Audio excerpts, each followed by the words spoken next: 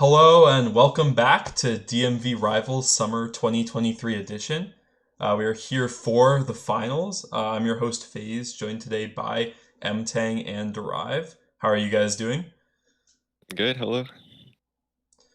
Sounds good. Do you want to introduce the teams? Yeah, sounds great. So, uh, once again, due to seeding rules, Platinum Players Poggies ended up selecting red side this game. So, on the blue side, we have Conjoined Twins. In the top lane, we have Camper on duty. In the jungle, we have Cardper on duty. In the mid lane, No Size Matters. And in the bot lane, we have Habibi Poppy and Habibi King. Meanwhile, on the red side, Platinum Players Poggies have Tresto in the top lane, Nightstone in the jungle, Jason the other in the mid lane, and then the Cridians Kyrian duo in the bot lane. So before we go further into the individual players, I just want to recap a bit, sort of the background to each team, how they got here. So coming in from the rounds or the round robin stage, Platinum Players Poggies was just the first seed. They were just outright the best team, and so far they've not had too much competition going into the bracket stage. They just won one single series. So here they're just looking to take it all, make it a clean sweep. But on the other side, we have Conjoined Twins, and this team has kind of battled it from the bottom. This, by the way, was the sixth seed team going out of the round robin. And so they made multiple improvements throughout their split and basically have shown that they could be the underdog to try to take out the Titans. So impressive start from them, and hopefully they can finish strong. Yeah, and I think what's more impressive to me about them is the teams they've had to battle on the road here. I think going up against Pistlet's Revenge and the Habibi Hunters were two of the top teams in the round robin, and now they're playing against the top team in the round robin. So if they are able to make it the whole way, then this would probably be one of the most impressive runs ever. Yeah, exactly. So I guess going forward, Michael, do you have any, for example, standout players you have in your eyes?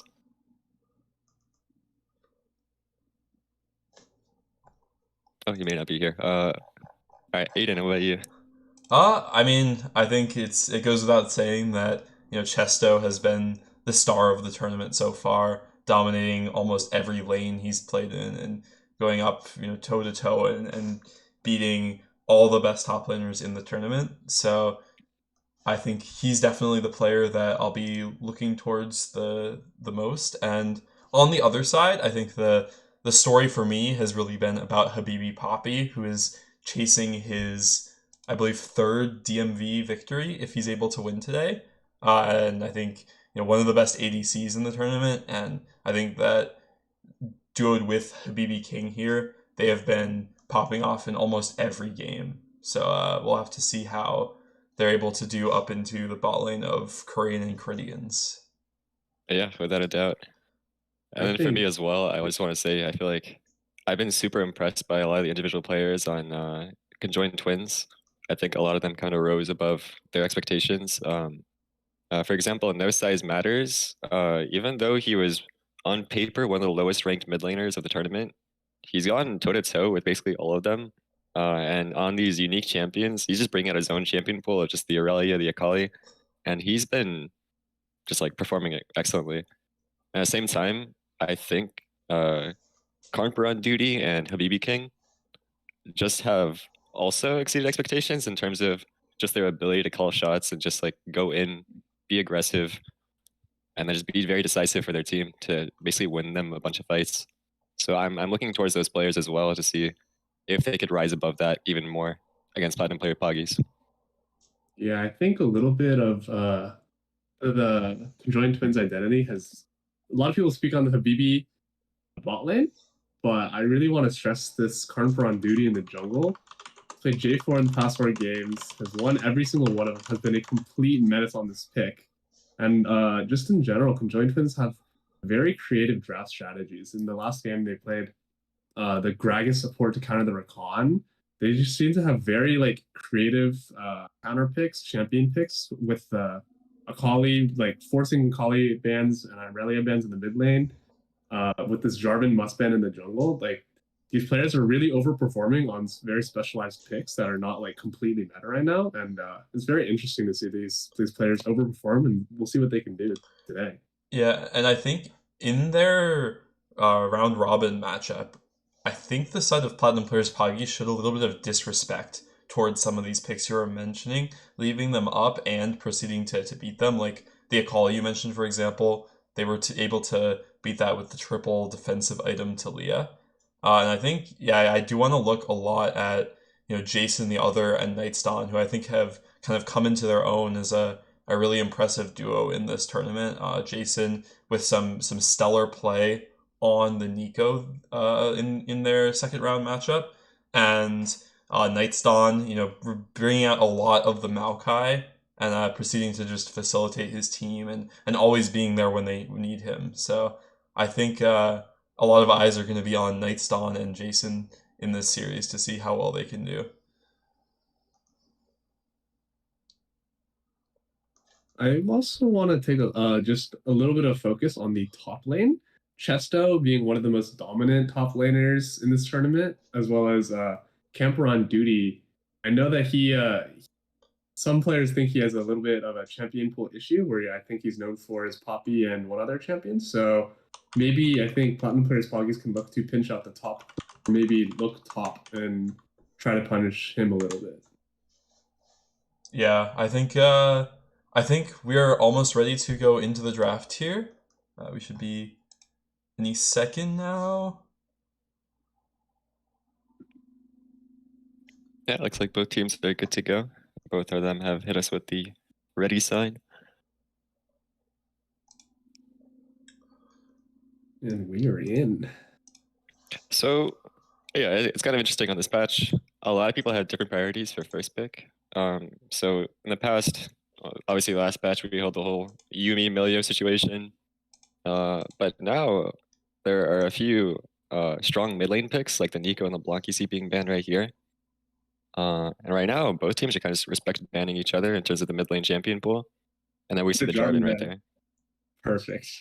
We get to see him on a different champion, see if he can have the same early impact and team fighting prowess on a different jungler.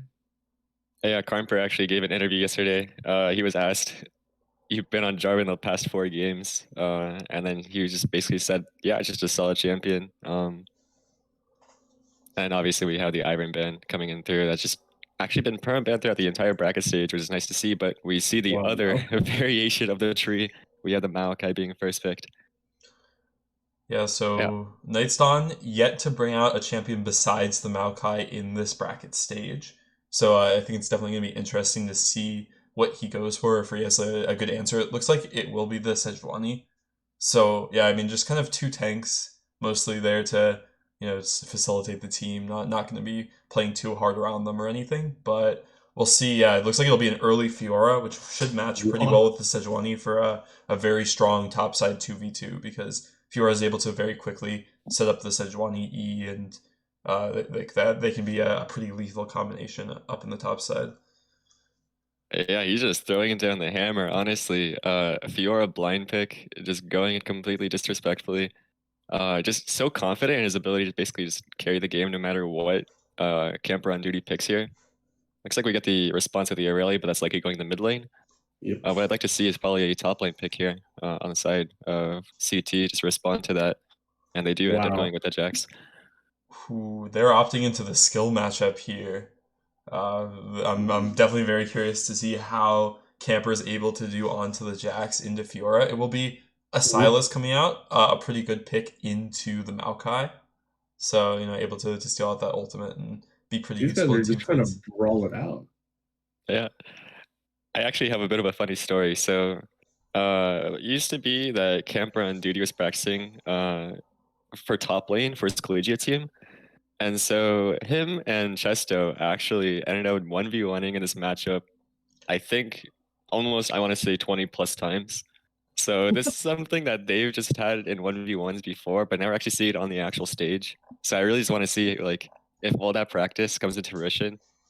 Both these people just know the matchup almost like down to earth. Wow. But yeah, we see the Sylas obviously is being paired with the Sejuani, making sure that she can get that stun off very easily. And yeah, both bot laners open available. We see the bans coming in through. Both the Xayah and Cog being banned. Xayah usually just you ban it just to make sure you can get onto the ADC. If your team is full engage and plays very close range, Xayah is really strong. I feel like it's kind of similar for that reason. Can shred people as they appear like approach him. Yeah, I'm curious to see what Habibi Papi will opt for here. A lot of his ADCs have been taken away. He's been bringing out both of those champions quite a lot during the tournament, and some other champions he likes to play, like the Zeri, have been nerfed.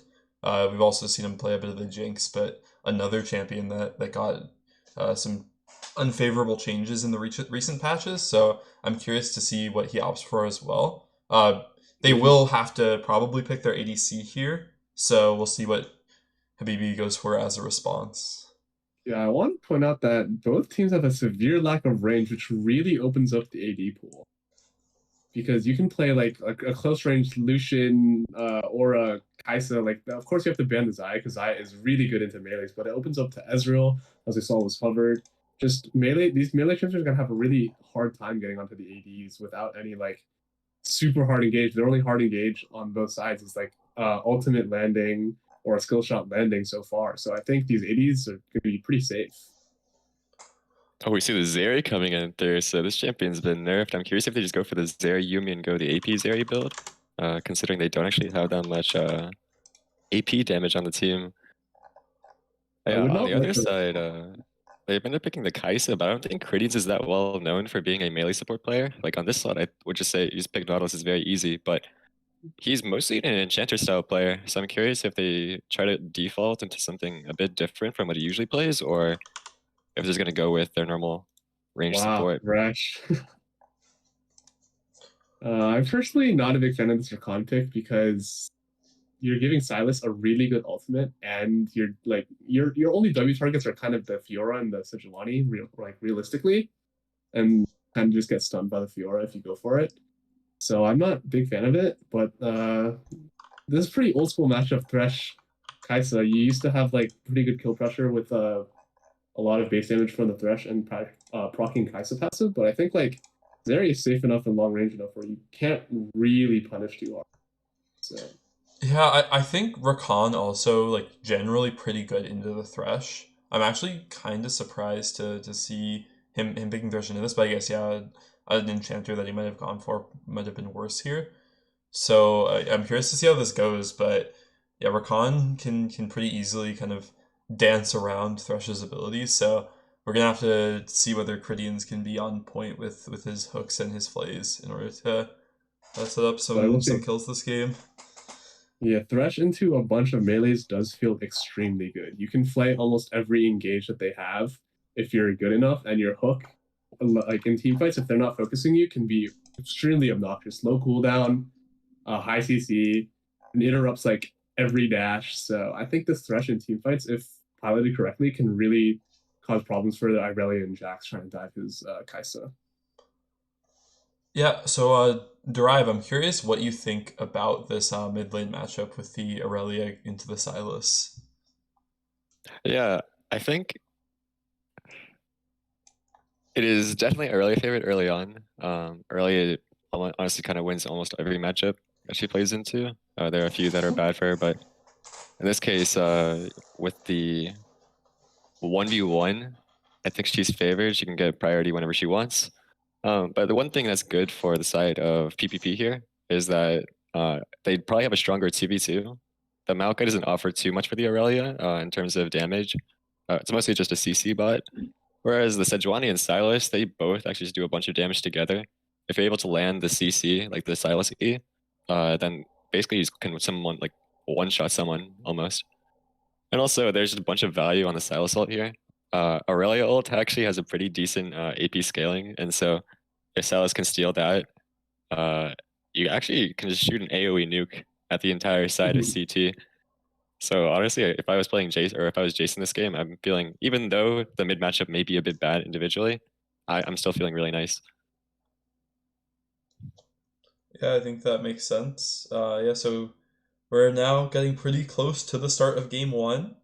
Who would you guys give the edge in this particular draft? I would prefer red side's draft. I think you have a lot more early options with the double melee with Sejuani early skirmishing, and your Silas has a lot of good ultimates in the late game. As he said, the Irelia ulti, but also the Maokai and Rakan teamfight ultimates are huge. I think blue side's greatest strength here is the Zeri could run team fights and be untouchable, but I still prefer red side's comp. Yeah, I'm actually kind of troubled. I was thinking about that as well in terms of who is actually accessing Habibi Poppy in the backside. Um, so in terms of the team fight, I do actually think the blue team has a much easier way of going about team fights. You usually just drop the Maokai ult. The Rakan can just engage off that. Aurelia can flank with the ult as well, and Zeri will basically have a bunch of free time. On the same side, I think the opposite, like for Red Sea and PPP, even though they have these strong ults with the Silas, it's still a bit hard for them to team fight, especially with probably a Fiora being side lane. So I'm curious if they just focus on kind of taking small skirmishes, like for example having Fiora split and then just taking 2v2s, or if they just go for outright full team fights. I see your point, but I also think this side has 0 people who are like okay for like there's like getting caught, but there's also just taking damage. If anyone from blue side will get caught in any of these standoffs with like a Sejuani ultimate, like I guess a Rakan can get out, but it's just none of these champions really want to posture aggressively enough because if they just get caught, they will instant die. Yeah. I think it really is on Jason for that. Yeah. But we will see. I think early game, we need to see the top side of PPP take some good skirmishes. Yeah. Oh, I forgot to do this before the game, but I want to hear some predictions from you too. You want to go Before first, draft, we were discussing. I said PPP 3-1. PPP 3-1. All right. Why do you think PPP has that solid edge? I think just they are like just in the other very unconventional picks that are like more. Well, Chesto could be a bit far forward here. It doesn't have the W available. Okay. Yeah. All right. What about you, Aiden? What's your prediction? Ooh, you know what? I'm gonna go against M-Tang here. I'm gonna say 3-2 conjoined twins. I think that a lot of the players on the side of conjoined twins have really been stepping up this tournament. Habibi Poppy, Karmper on duty, and even No Size Matters, doing well into the very stacked mid lane pool. So I'm gonna choose to be a believer here and vote for who I think most would agree are the underdogs in this particular matchup. What about you? This might be a bit controversial. I was actually going to say the same thing. I was going to say 3-1 to side of conjoined twins. I think just the way they've been playing lately has been just very crisp. I think the meta's very favored them, especially in the bot lane, with all the melee supports being popped up. I think Habibi King is, I want to say, basically one of the only few melee support players in the tournament. And this guy has been popping off. Yesterday you saw him on the Gragas, on the Rakan. I think him and Karmper have really just been making the difference compared to some of the other teams. Not to say that PPP is a bad team at all. They are for sure still the favorites of the tournament. But I'm excited to see conjoined twins if they can keep on pulling up what they've been doing in the past. Well, we will see. Oh, a nice parry onto Camper on duty, and he's now getting very low, getting chased down. I imagine off the low flash here. No, he's not. He'll be okay, but not the trade you want to be seeing early for the Jacks here.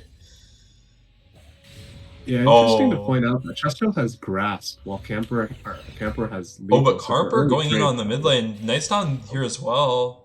Looks like they'll be okay. Yeah, the matchup top lane can be a bit rough if you don't get the timings on the Jax parry or on the Jax counter-strike. You can block the damage from the Fiora Q with it, so if you activate it in time, then could be used quite well. There's also a bit of that mind game where the moment the counter-strike drops, Fiora can also drop the parry, and that basically auto-wins her the lane. So you have to have some of these unique timings on the Oh, a Jax. nice side. hook, though, Actually, a from hook in the bot lane. Critians. Habibi Poppy's actually caught out a tiny bit, but they're turning it back around. Ignite dropped onto Critians, or on Kyrian, sorry. Looks like both teams will just walk away from it. Meanwhile, mid lane, Jason the other wants to get his wave shoved in, but knows his size matters. He's actually going to take the all in, and he's going to fall down, possibly to the caster minions. Flash of Veil on Jason the other. He wants to go for it, and he gets the W, and that's solo kill going to Jason the other.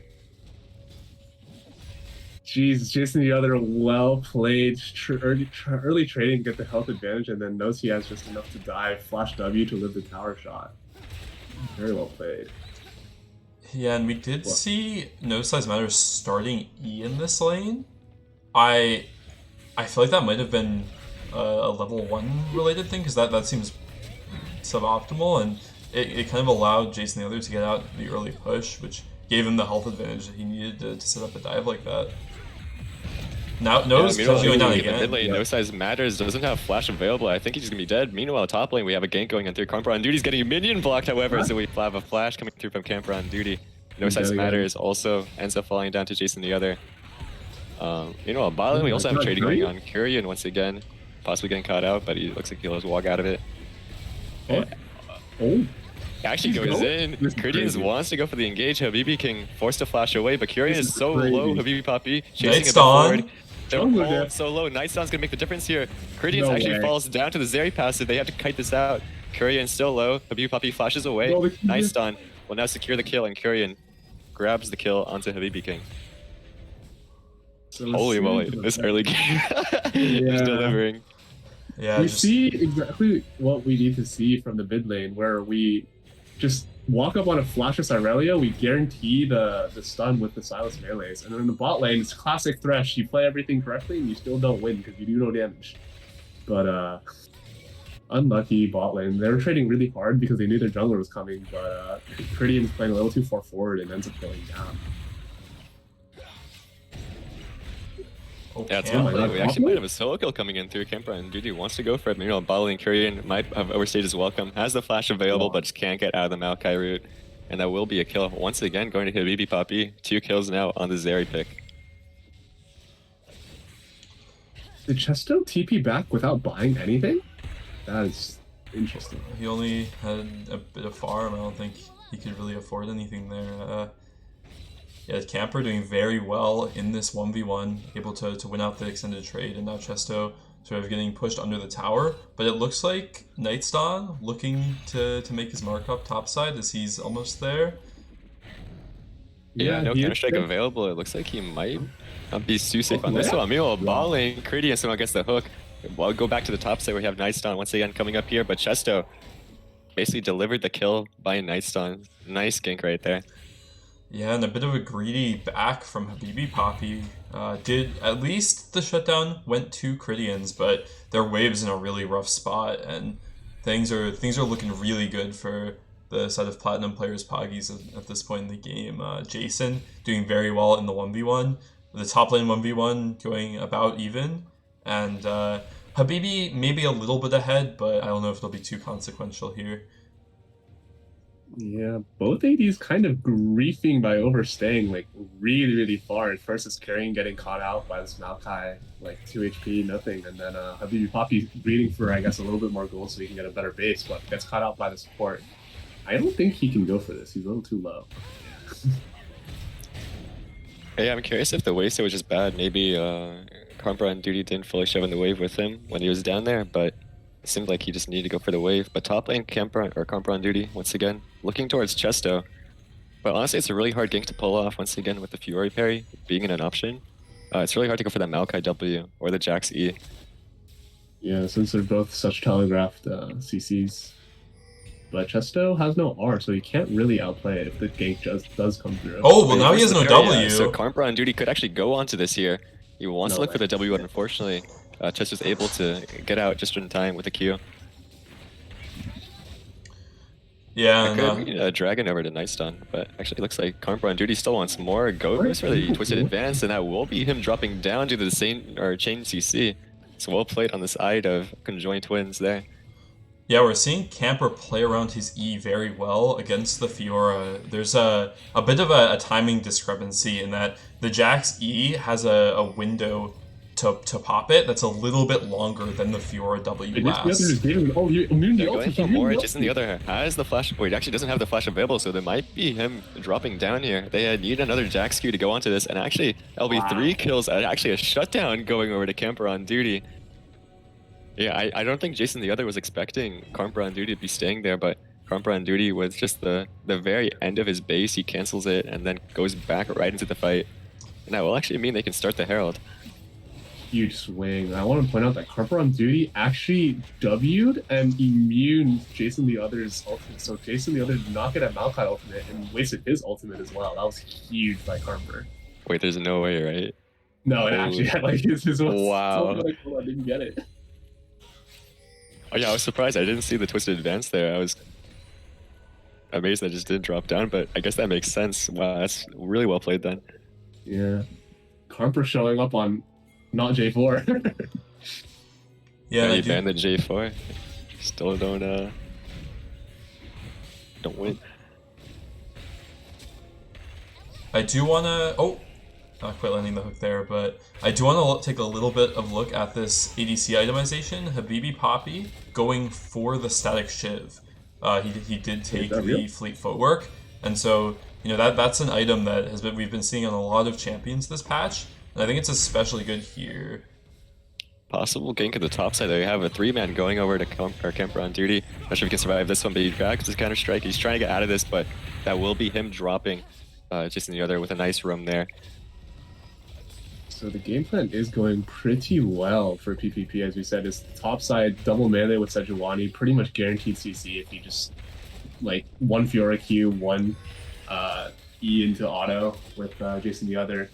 You'll get the stun, and they're able to pull off a dive with pretty tanky champions. So early advantages to PPP in the top side, but Oh, the flash and Carper. Flash twisted advance. They go onto Kyrian almost immediately, but he actually gets out with the Kaisa ult. But they do have the Herald. They might continue pushing this, but look on the side of PPP. They're sending both Jason the other and Nightstone down. They might have to run away from this, but that'd be a flash by Cridians to try to get in there. But unfortunately, it doesn't actually land the hook. Nightstone goes for the Sejuani ultimate, and actually is a critical stop by Habibi King, but Carper on duty still falls down.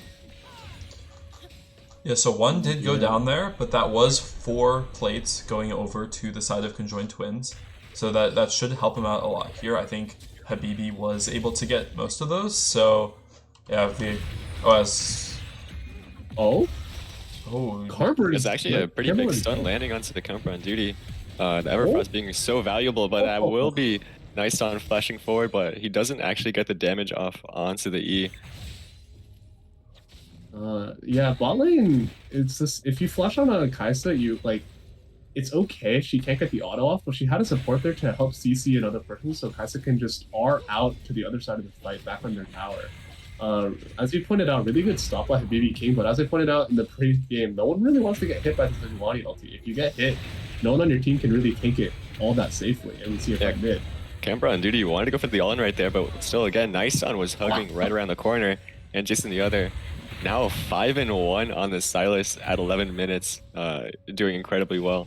yeah, we're really seeing the power of this Sejuani and Silas duo here. Able to very quickly set the stun. It looks like we might have a fight going on between Nose and Chesto, who does not have the W. Really? I gotta 1v1, yeah, say- no size matters with the fleet footwork trying to go into the Fiora, but Nature's Grasp. Carper on duty has the What? Nature's Grasp, he's going back Isn't it? around, but Jason the other is here. Mind me, they go for a dive, we'll have to see. Oh, 3 stacks on the side of Aurelia, but they actually don't commit to it. Chesto taken very low as well. yeah. It's Gradients is crucial. actually up Oh, there. That will be the Lantern going over the wall, and it reaches over. Carper on duty can't really escape out of this one, but they still have the Nature's Grasp with Jason the other. I'm curious if they go for this.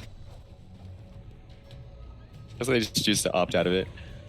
Yeah. Yeah, I Balling in wanna- the meanwhile, Chesto actually had to TP down there to prevent the dive going forward. So looks like he will just be lane swapping over to this lane instead. And with the dragon spawning soon, I imagine they want to go for this. But Chesto's taking a bit of an aggressive trade. Habibi Poppy goes for the Wow. ult. That will Oh, be a that's nice parry, stopping Habibi King from going forward. But Habibi King no might have been a way. bit more than he wanted to chew, and that he will be taken down by the tower. What? They do at least get the tower in response here, so that'll be a lot of gold going over to Habibi Poppy with the first turret going down. So yeah, I think the pressure definitely starting to build on the Zeri to carry the game here. Yeah. We don't have to talk about Habibi King's little mechanical errors under the tower, but I want to point out the camper on duty has not been able to farm a whole lot. The rotations from both teams kind of leaving their top laners out to dry in terms of farm and getting resources.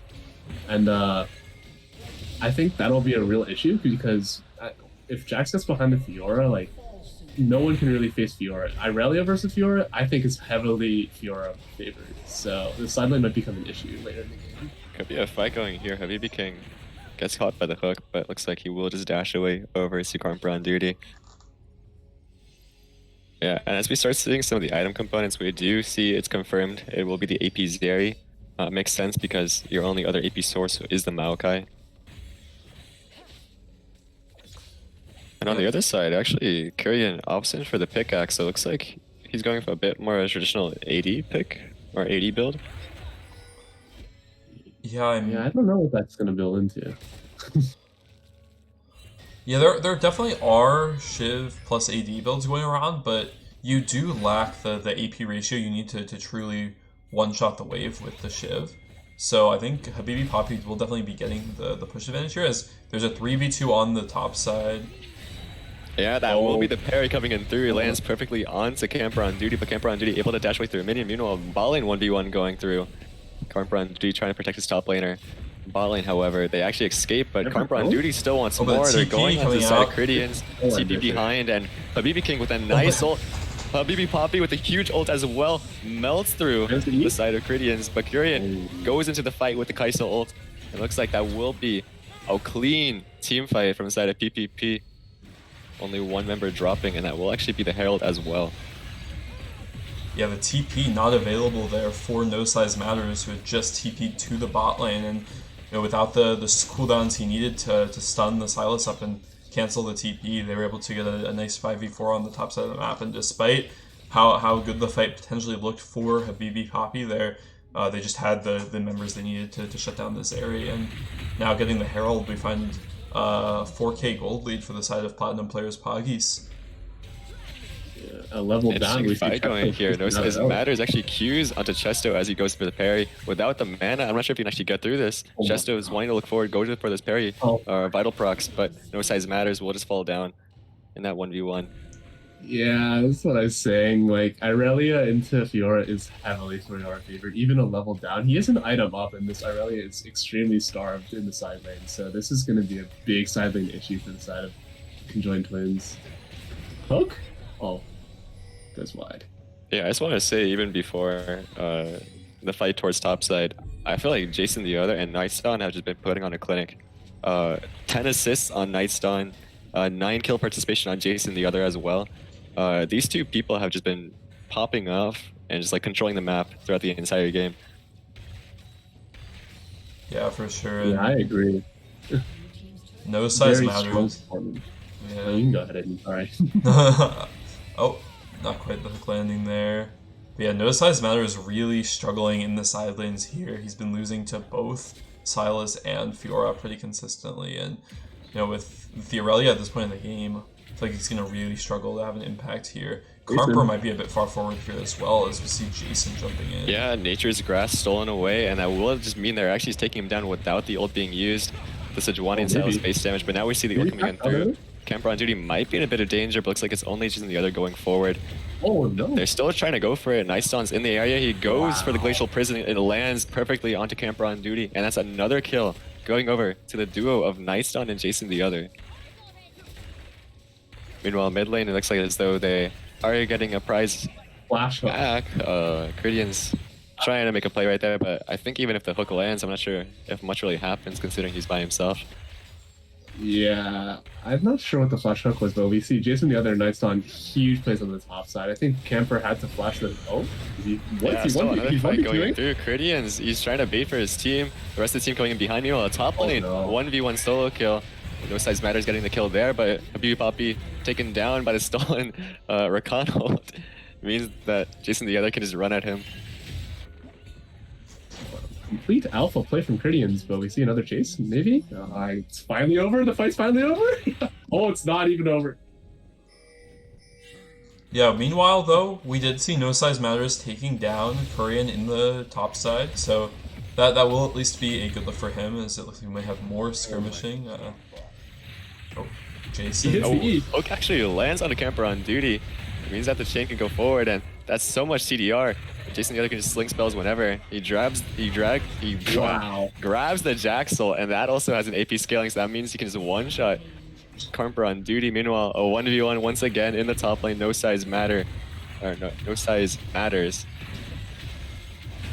Falling down right there. Yeah, didn't have the ult available, whereas Chesto did, so definitely a pretty rough fight after he did use his cooldowns on the Kaisa earlier.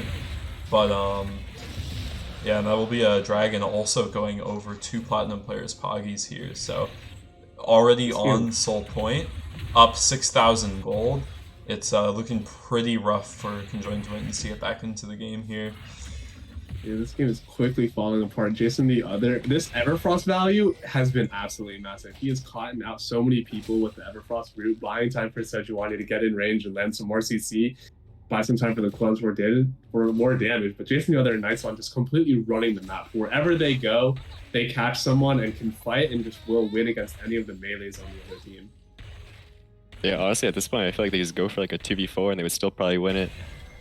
Just being that strong. Yeah, I'm curious who can even kill Jason the other at this point. Like, even if you try to go for a recon engage, you just can easily stopwatch it. Possibly a pick going in here. Kurdians used that flash earlier under the mid wave. Looks like a possible kill going over to the side of PPP. Looks like they're trying to donate it to him, and that will be a kill. Actually, No Size Matters also TPs to kind of confirm it. Maybe they're going to try to start a Baron. It would be very risky to start this. I mean, it is 5v4 and they think it's their best chance, but... Yeah, they at least have already forced out a TP from Jason. But yeah, this is... I think this is a pretty good fight for Platinum players' Poggies here, despite being down a member. It's just their support. Yeah, they're all split. Jason the other grabs the Maokai ult. It means it lands onto everyone here. Looks like a full engage will happen on through. Nice stun. Getting the kill on Habibi King. Meanwhile, Chesto is just going right into the rest of the team. Kurian ulting forward, and that actually would be such a clean ace on the side of PPP. Yeah, perfectly. Habibi Poppy not even having the ultimate available after he used it, getting the pick on the Thresh. So, you know, the one potential tool they had to win a team fight like that, not available, and yeah, they just get completely run over. I think that they probably needed to just back off there and, you know, sort of hope that Habibi Poppy can get to the point of that game where he's able to pop off. But on this AP Zeri, it can be a bit rough because you don't have that same consistent damage that the 80 Zeri would have. So it's really hard to see how Conjoined Twins can get back into this one. Yeah, I feel like they went for a Hail Mary play that if they just cement their loss like this, because we saw PPP walked out, not a single player of their 4 players in the 4v5 under 70% HP without this Zeri ultimate. I'm really questioning why didn't they just maybe go Zeri and Enchanter and go AD to make sure your Zeri is unkillable, because we're seeing that the side of CT has very little damage without his ultimate and kite potential. Yeah, now the gold lead has bumped up to 11,000. The Dragon Soul coming up in just 2 minutes here, and outside of a perfect team fight for Habibi Poppy, it's going to be really rough. They don't even really have that great pick potential. They do at least have the Recon, but with the Lantern on the side of Platinum players' Poggies, it's going to be very difficult for them to get anything going here without just a perfect moment for the Zeri. Yeah, possible fire here. Nice Sun's getting caught out, but he's really tanky. I don't think they'd actually get him. There will be a Lantern trying to be donated to Nice Sun, but Nice Sun is able to click on it with the champions being moved. Meanwhile, Chesto takes down Kemper on duty. Fight coming in through. Habibi Poppy's not actually doing enough damage to help the fight. And Habibi King, despite the nice knockup, couldn't get any fight through with the damage being missing. Yeah, you're really seeing the struggles of AP Zeri there. If an AD Zeri might have potentially like run through a team in a moment like that, but with no damage really coming from those auto attacks, Habibi Poppy was kind of just tickling them as they took down the rest of his team. Yeah, they lost a 5v4 with like 10 seconds of free hitting the Sejuani. It's just... I gotta say, if Platinum players Poggies find a way to lose this game, they check their PayPal, bro. They might just this is win it right over. here. They have 3 lanes crashing. Chesto's looking to probably base and then TP. Yeah, there where you see it. Actually, not quite yet. That was just a Sejuani channel recall. I think they're just going to play it safe here, go for the soul. They have 3 inhibs down, so it's going to be almost impossible for conjoined twins to leave the base. And yeah, I think... Oh, a flash Whoa, onto Flash Jason, forward from No but... Size Matters. They're trying to go for this Jason. The other is by himself, but the damage is coming in through. BB King not able to land the knockup. The nice channel from the W on side of No Size Matters, and he has the Zanyas. I don't think he's getting out of this one. We'll have to see. Are you sure? But Jason's actually living. He's surviving. He has the W heal. He's continuously going forward. He actually falls down, but he stalls so much for the fight that Chesto is just able to clean up the rest of the champions. And with the midway right here, I imagine they have to go for the end. It's an absolute disaster. Holy, for the side of conjoined twins. Everyone jumping onto Jason there, but he was able to survive the onslaught of 5 people and just...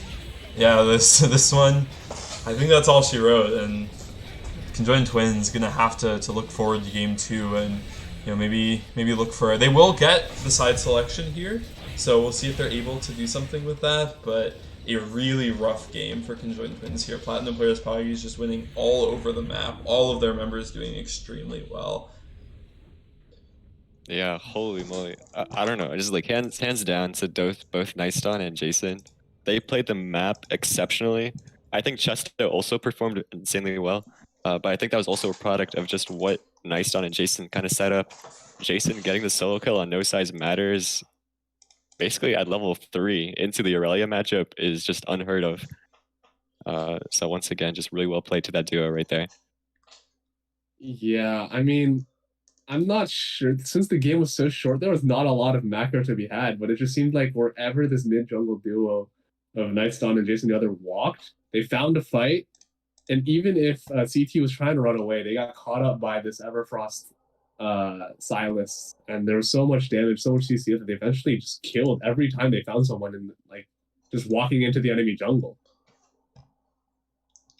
Yeah, and I do want to, give at least a little bit of props to Habibi Poppy and Habibi King. And they did pretty well in some of the early 2v2s. Habibi King with some very clutch knockups, but yeah, it just was nowhere near enough. Jason, Nightston, and Chesto being this unstoppable trio on the top side, and Carper, Camper, and No Size Matters just couldn't really compete. So, yeah, I guess now we should be looking pretty much right away into game 2. I think the draft should be starting shortly, but what do you guys think that the conjoined twins need to do to sort of bounce back and get footing in the series in the next game? I think there's a couple of options they can take. First of all, I think they should really try to focus more towards their bot side. I know in the previous game it was a bit difficult just because of the state of mid. It was hard to get any push down through mid and then make a play towards bot. But I really just want to see Habibi Poppy and Habibi King on a bit more aggressive picks early on, so they have a bit more agency going forward into the game. I do still think No Size Matters. Shouldn't change his champion pool here. I think if you take the Aurelia, if you're confident on it, I just go for it again. Take the same matchup, and I think it'll be fine. And then possibly, yeah, I just want to see them push more effort towards the bot side to basically get Habibi Poppy a bit more fed. Yeah, for sure. I think we are now getting into the draft here for game 2. Platinum players Poggies up 1-0 so far in the series. We see some similar bans with LeBlanc and Nico taken away, and the Fiora now getting that champion out of Chesto's hands after such a great performance in the last one. Yeah, I actually really like it. One of the reason Karma Brown Duty had to be top lane in the last game is because the Jax and Fiora matchup is a skill matchup, and if one person falls behind, it just completely blows open. Banning the Fiora makes sure that you basically can't have any. You leave top lane a bit more open, or basically, Karma Brown Duty doesn't have to pick. Like he can pick a tank now. Doesn't get shredded by Fiora. And we see the Pantheon actually coming in through. I think they're gonna put that on Karmpra on duty, basically be as aggressive as possible. Yeah, Yeah, I'm not sure. I think they just when you pick three melees, first three, and then you end up with a Zeri, it's very difficult to look bot since Zeri's early fighting is not the best. But I would not put it past the side of conjoined twins to put this Pantheon support. I think Habibi King likes playing like conventional picks, like playing aggressive picks. So maybe we could look for that. yeah, as it Yeah, will be the Aurelia coming back in. Sorry, go ahead. no, exactly. I was just gonna say that I'm glad no size matters isn't dissuaded from the pick just because of what happened last game. I think he's still really good on the champion.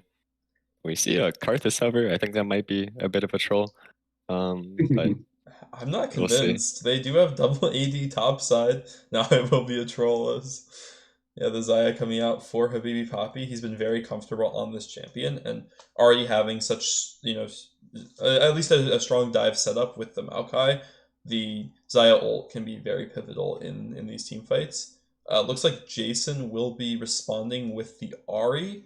He's been doing very well on this champion so far, and I think that Ari is just a really great champion right now. So I think pretty smart of Jason to get his hands on it. I will say we did see No Size Matters have a very nice solo kill in this matchup against Grifu World earlier in the tournament. So we'll see if he can replicate that performance against Jason the Other here. Yeah, I would say a couple of things. I think the Ari isn't actually that great right here. Usually you pick Ari to kind of support and boost up your jungler and go for a lot of four-man plays with your jungler. But I think since you have the Maokai in this case, it's not too necessary. I think they could just go for a front to back style comp with the Maokai Jinx. But instead they're choosing the Ari to kind of CC chain with the Nature's Grass, but don't think it's worth it. But also on the side of CT, with the damage mix-up, you have a Pantheon jungle, Aurelia mid, and a Xayah ADC. So basically, very likely we'll see an AP top coming out from them. So I'm curious if that's either something like the Mordekai's or the Gwen, or possibly something new we haven't seen quite yet. Yeah, I will say that Red Side's comp kind of lacks a little bit of identity right now. They've picked very hyper carry AD with a all-around mid, and they kind of passive looking or passive team fighting jungler. So I'm not sure. Like I agree with Derive here, or not Derive, but I agree that this art is not the best. But Zillion, interesting.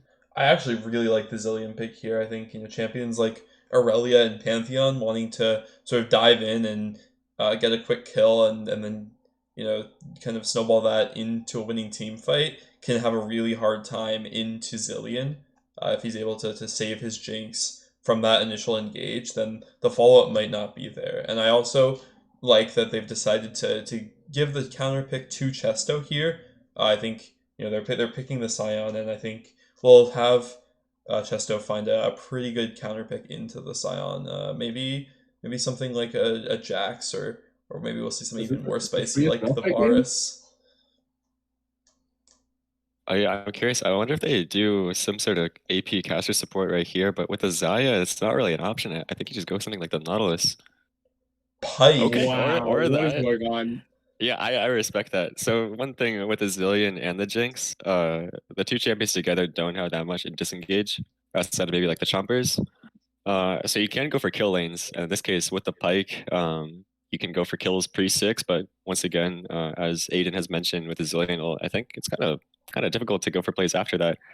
We actually see the Alawi coming in through in response to Wow. Sion. I'm just surprised they didn't pick something like a Malphite or a Rammus because it's 5 AD champs. Like, but maybe they know something I don't. I think Alawi is still good where they literally all have to run at you to do damage to you besides the Saya. So you just press R as allowing spam W. I can't imagine this top lane matchup being anything playable for Sion. So I think they really have to do something to this bot lane because we saw they were scared of hook champions. They banned the Blitzcrank because they were trying to pick the Zillion to assist the hyper carry Jinx. But Xayah Pike is a pretty strong kill lane, so we'll see what the Pantheon jungle can do in this bot lane as well. Yeah, and while you did say, you're surprised they didn't pick a heavier tank top lane with something like a Rammus, which would have been pretty funny and interesting, but I will say the new or a newer Alawi build is that Iceborne Gauntlet Rush Alawi. After they changed Iceborne Gauntlet back into its old state, it's become very good on the champion, and that gets him a lot of armor early game. And if you change that into something like a Thorn Mail, it could be really hard for anyone on the side of Conjoined Twins to match him or kill him in these fights. And I think Alawi is definitely a very good matchup into Sion. I don't know if it's unplayable. Like Alawi's not going to be, you know, bullying Sion too out of lane, but definitely, Alawi easily able to get prio the whole lane phase, and I think a very good pick here. I'm also not sure how I feel about Pantheon into the Maokai matchup here. I think Pantheon, a lot of what he wants to do early game might be negated by the sort of early defensive rotations of Nightstone. Yeah, I think on paper you would think that Pantheon has a lot of options, but Pantheon's only real engage for a gank is W, which Maokai can pretty consistently just press Q and negate the stun. So if played correctly, this Maokai can really put a wrench into the Pantheon's early game plan. Yeah, I think there's going to be a lot of pressure in this game on Habibi King to really make plays on the pike here, because he's sort of, for me, the one like opportunity for Conjoined Twins to get a big lead in this game, because with the full AD comp, if this game goes too late, I think it's going to be very, very difficult for them. So I'm really going to be looking to Habibi King to set up some kills either in lane or around the map with this Pike, because Pike definitely a lot better in those early game skirmishes than the Zillion, and Zaya doing pretty well in that lane as well. I think we're really Yeah, without gonna a be doubt. looking to Habibi King and Habibi Poppy to be the carries for their team here. Yeah, I think just with the comp that Conjoined Twins has kind of pulled out here, I honestly believe it's just you have to win in 10 minutes essentially, or Yep. else you lose the game. You just have to blow open the boss side of the map. Fortunately, they do have the tools to do that. They have a winning mid, a winning bot, and also a very strong early skirmishing jungle on the side of the Pantheon. Um, so it really is just eyes on both Habibi King and Karmpra on duty to see if they can get something done in the bot side. Like go for invades, kill Nightstone in his jungle, or go for bot side dives. Yeah, I Because if the game completely. extends past that, it's just really difficult.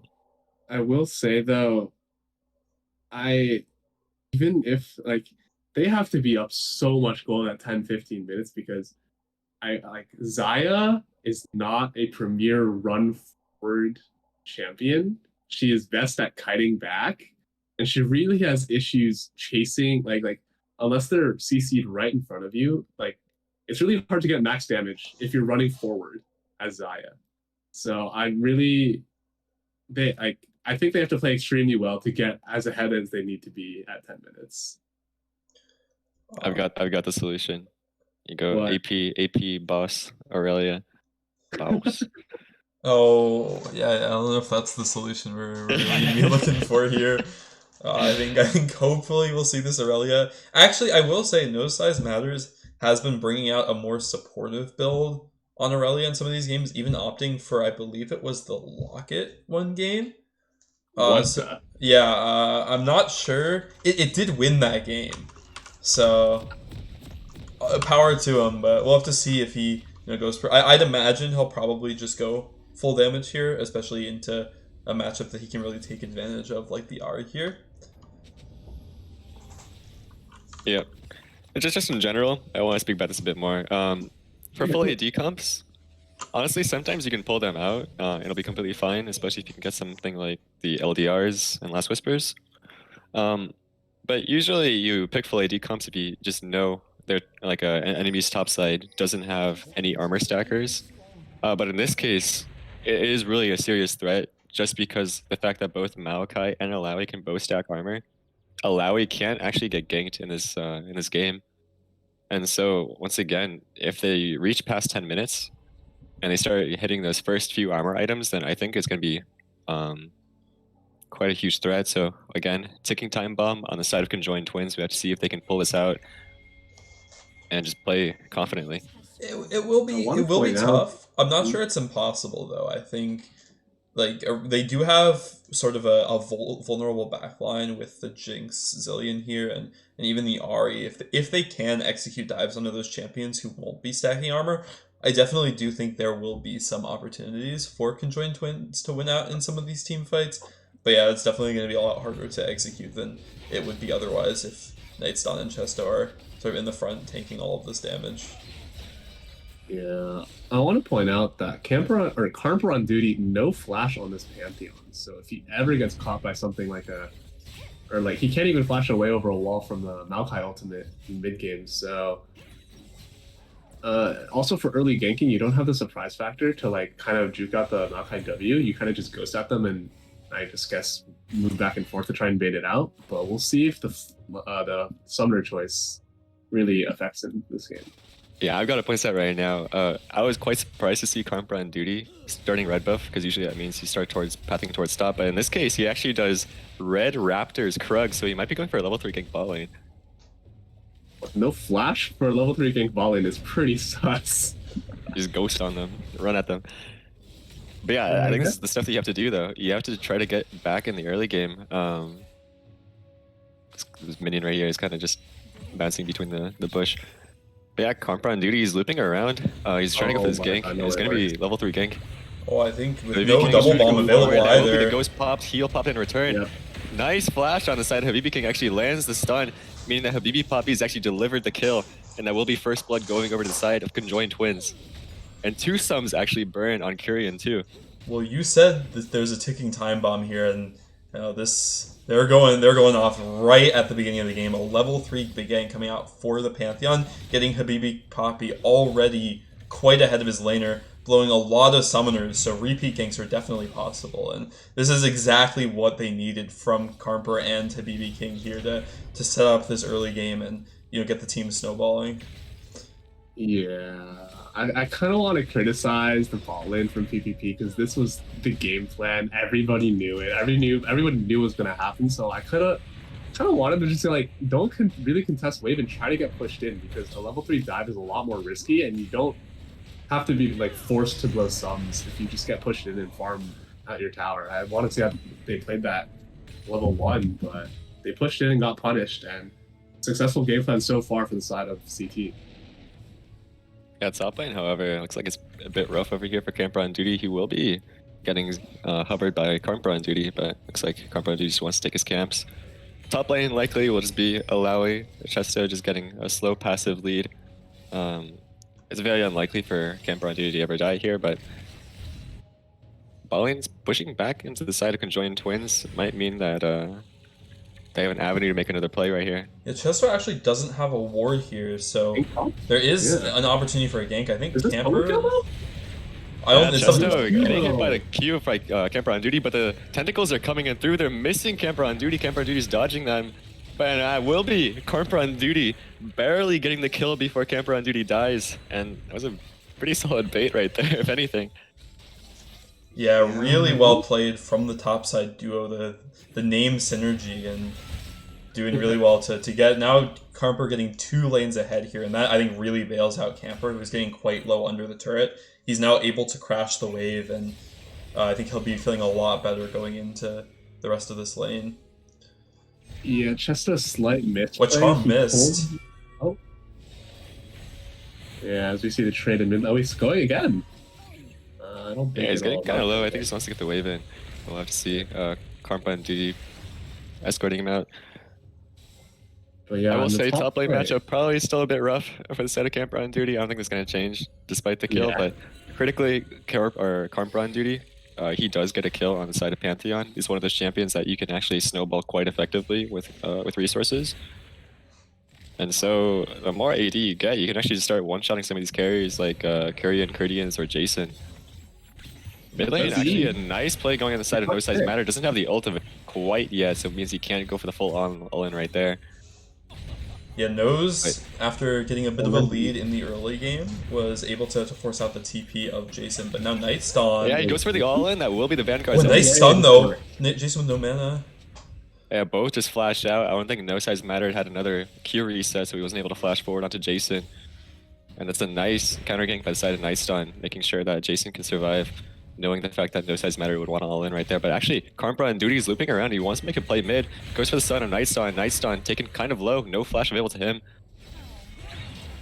Oh, barely the snipe doesn't do enough damage, but you can kind of see the avenue or the angle right there. Top lane, Karmbra and Duty, unfortunately, getting hit by some of these E's from the side of Alawi, and slowly just getting chipped away.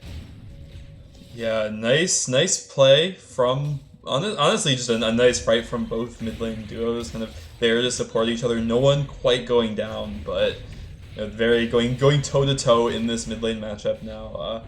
We do see Jason the other has already opted for those plated steel caps, so we saw him going for the defensive setup as we talked about earlier in the tournament, going for it once again, and could just be here to kind of prevent No Size Matters from getting too far ahead while they wait to scale and get the armor they need. But that will be Dragon going over to the side of Conjoined Twins. So, you taking advantage of the early bot lane pressure from Karmper. And, we've been talking about this ticking time bomb, and while it is coming, they are doing a very good job of getting multiple lanes ahead in this early game.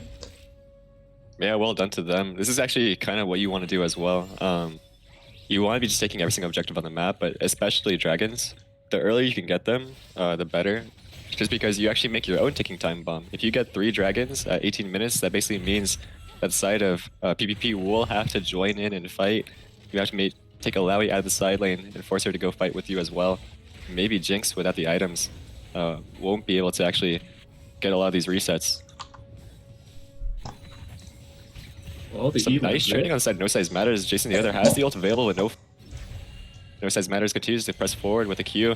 And the plated steel caps are actually putting in a bunch of work. I think otherwise Jason probably would have died right there. Nice hook on the side of Cridians, but not much will happen through. No Size Matters has the ult available. I'm curious if he goes for this. Oh, Jason the other barely playing, but with the charm down, might mean he can go for a dive here. Nice stun. Is hovering just around the Raptor's wall. Looks like No Size Matters will just opt out of the play, but Karmbra and Duty sniffing around the area. It's nice to see them going for plays all over the map, though. Habibi King continuing to fish for these hooks and is getting them very low under the turret. Meanwhile, No Size Matters continually winning trades against Jason the other in this game. So both bot lane and mid lane is now Karmper jumping on to Cridians. Yeah, a fight going in through the bot side. Cridian's taken very low and will be executed by Karmbra on Duty. Nice stun, doesn't have the damage to keep on trading back, so that will be a clean kill going on the side of Conjoined Twins once again. And we see them start collectively going towards the bot lane is exactly what you want to do. And Camper as well doing a great job to stay safe in this top lane matchup and farm up, able to dodge out on a lot of these E's and keep his health bar high so he can just sort of, get that HP he needs to be This could be a solo kill. Chesto still has the ult available, but if he takes enough damage, it could be quite bad. Alawi has a bunch of healing. We'll have to see it right here. Chesto goes for the ult, and the trade is actually turning right back in his turn. Chesto is basically trades his HP for Camper's HP. Camper taking quite dangerously low now. Yeah, we see how the top lane matchup goes. Camper on Duty playing that extremely well, gets the CC chain on the reduced armor from the E. And almost forces the flash from Chesto, but Chesto knows his cooldown. He lands the E, gets the R for the two free tentacles, and then he knows with his W spam when the Q hits on the soul or whatever the Alawi E pull is called, he'll just heal up and actually just win out on the trade. But he loses his flash, so net negative for Chesto. Well played by Karmper now looks like going for an R here. Yeah, he lands the ult available. It goes on the side of Kyrian, but Kyrian just gets zillion ulted. Both of them taken quite low. Meanwhile, mid, another trade going in through. Jason the other lands again. The charm doesn't look like he's actually getting the better end of this trade. Jason the other going forward with the ultimate. No Size Matters also trying to trade the ult, trying to heal off the minions, but I don't think he can heal enough. And Jason the other, once again, getting a game 2 solo kill. Well played by Jason the other. I think No Size Matter may have queued under the tower accidentally, but Jason the other knows his damage, just waits for the one more Q while No Size Matter dances around him trying to regen off the minions, but clean solo kill in the mid lane. Oh, but top lane, we actually have Camper on Duty. Wall him. Chesto with that max charge Q, and he will get the solo kill. Chesto without the ult available, just barely not up, wasn't able to heal off of it. Yeah, really well played by Camper there. Able to get that solo kill, and a lane we thought was going to be heavily on the side of Alawi, we now find Camper going for, I think, what will be a third plate here, and also creating the space needed for his top laner to claim the objective. I think Or Chesto basically, just got very greedy with his build with a cull. He did. I mean, I think he expected to just farm out this lane, but he's playing it a little bit too aggressively, I think. Oh, Nightstar might be a bit far okay. forward here. Yeah, hook lands onto him. But looks like he will just run out of it with the phase rush. He really wants this pink ward, but looks like conjoined twins won't give it to him. And Nightstar's still sticking through. He really wants his pink ward. He's good to try to get it, but Might actually slow it down. goes onto him. Nightstone uses the Twisted Advance to basically just get out of there. And they will He's very low. secure them. Woohoo! They got it! Meanwhile, mid lane, classically, we just see no size matters, just dashing around, collecting the wave. And now he's going to roam towards the bot side to see if he can do anything with the dragon coming up. Yeah, luckily for the conjoined twins, the what is that, the Chemtech, the Chem something dragon already coming out, so they will not have to worry about that being the soul. So if they do end up going for that soul game plan, then they'll at least be guaranteed one of the better souls here. So definitely happy to see that for the second dragon. Yeah, and we see Karmpa on duty starting it up immediately. Nice stun. Isn't able to really walk forward to get it in. No size matters, just trading aggressively here and make sure Jason the other can't roam down. And we do see both bot laners walking up for the dragon, make sure it's secured. Oh. The soul unbound hits and the trade is one for Chesto. Camper on duty is sticking around to try and protect his soul, but he can't hit the tentacle behind Chesto and you realize, I'm just getting out traded here, I have to walk away. Yeah, they do have the Herald here. Imagine probably is going to drop at bot lane. Looks like both Curian and Credians have reset, so it will just be a free turret dropping down over there. And this is exactly what you want to see. They've gotten every single objective so far. A bunch of gold now onto Habib Bot B with that item name. Kraken Slayer. Kraken Slayer, yeah. I can't believe, by the way, you got the Alawi ability name. No one plays this shit. Wait, isn't it called Solo kill possibly going no size matters? Oh Actually, Wait, Jason the other. Yeah, we see Jason the other just really outplaying No Size Matters here. We really wanted No Size Matter to show up, and we, as you mentioned in early game or in pregame, that he was able to solo kill some other players, Ari. But I think Jason the other is just better. Oh, is Camper once again going on to Chesto here though? Yeah, Chesto's very low mana. I don't think you can actually, if you use the ult, you can Really actually not. go for future W's. No. But Camper on duty Oh, soon I has the mean, ult yeah. available. He actually dodges out from the damage from the ultimate, and Chesto once again being solo killed by Camper on duty. Dude, Camper on duty looking so good on this Scion here. You know, even with the counter pick coming out for Chesto, he's been able to dominate this matchup. And that is very huge for his team because while Habibi Poppy and Habibi King have been getting ahead, Jason the other has started to win out on these fights in the mid lane matchup. And, you know, if Camper was falling behind here, it would start to look really bad. But, you know, Camper holding his own and, you know, really, I think a lot of the gold laid for his team on him at this point in the game. Yeah, he's denying the wave right here, making sure that the minions drop, and possibly just a turret falling down top lane. Meanwhile, mid lane, King. BB King looking for a hook. That will be a hook lane on the Curie and forces the billion ult again. Easy. Wait, he might die here. Might be A hook dead. coming in through Oh. again, but actually misses Curie with a nice sidestep down, making sure that he survives. Yes. Yeah, how much gold do you think they need to be ahead at this point? Do you think this is enough to keep snowballing the game? At this point, the armor doesn't really matter. They will still win team fights. but Nice Nightstone with Stone the actually ult, looking Habibi for an Poppy. ult forward, immediately cleansed, and the ult comes in through. Jason the other actually forced to flash away to make sure he doesn't get stunned by the pike. W? Karma on duty nice actually Poppy ghosting steal. forward. No size matters, dashing on the backline without the Zillion ult. They kill Curian, and it will be another kill going over to Nightstone, or down onto Nightstone.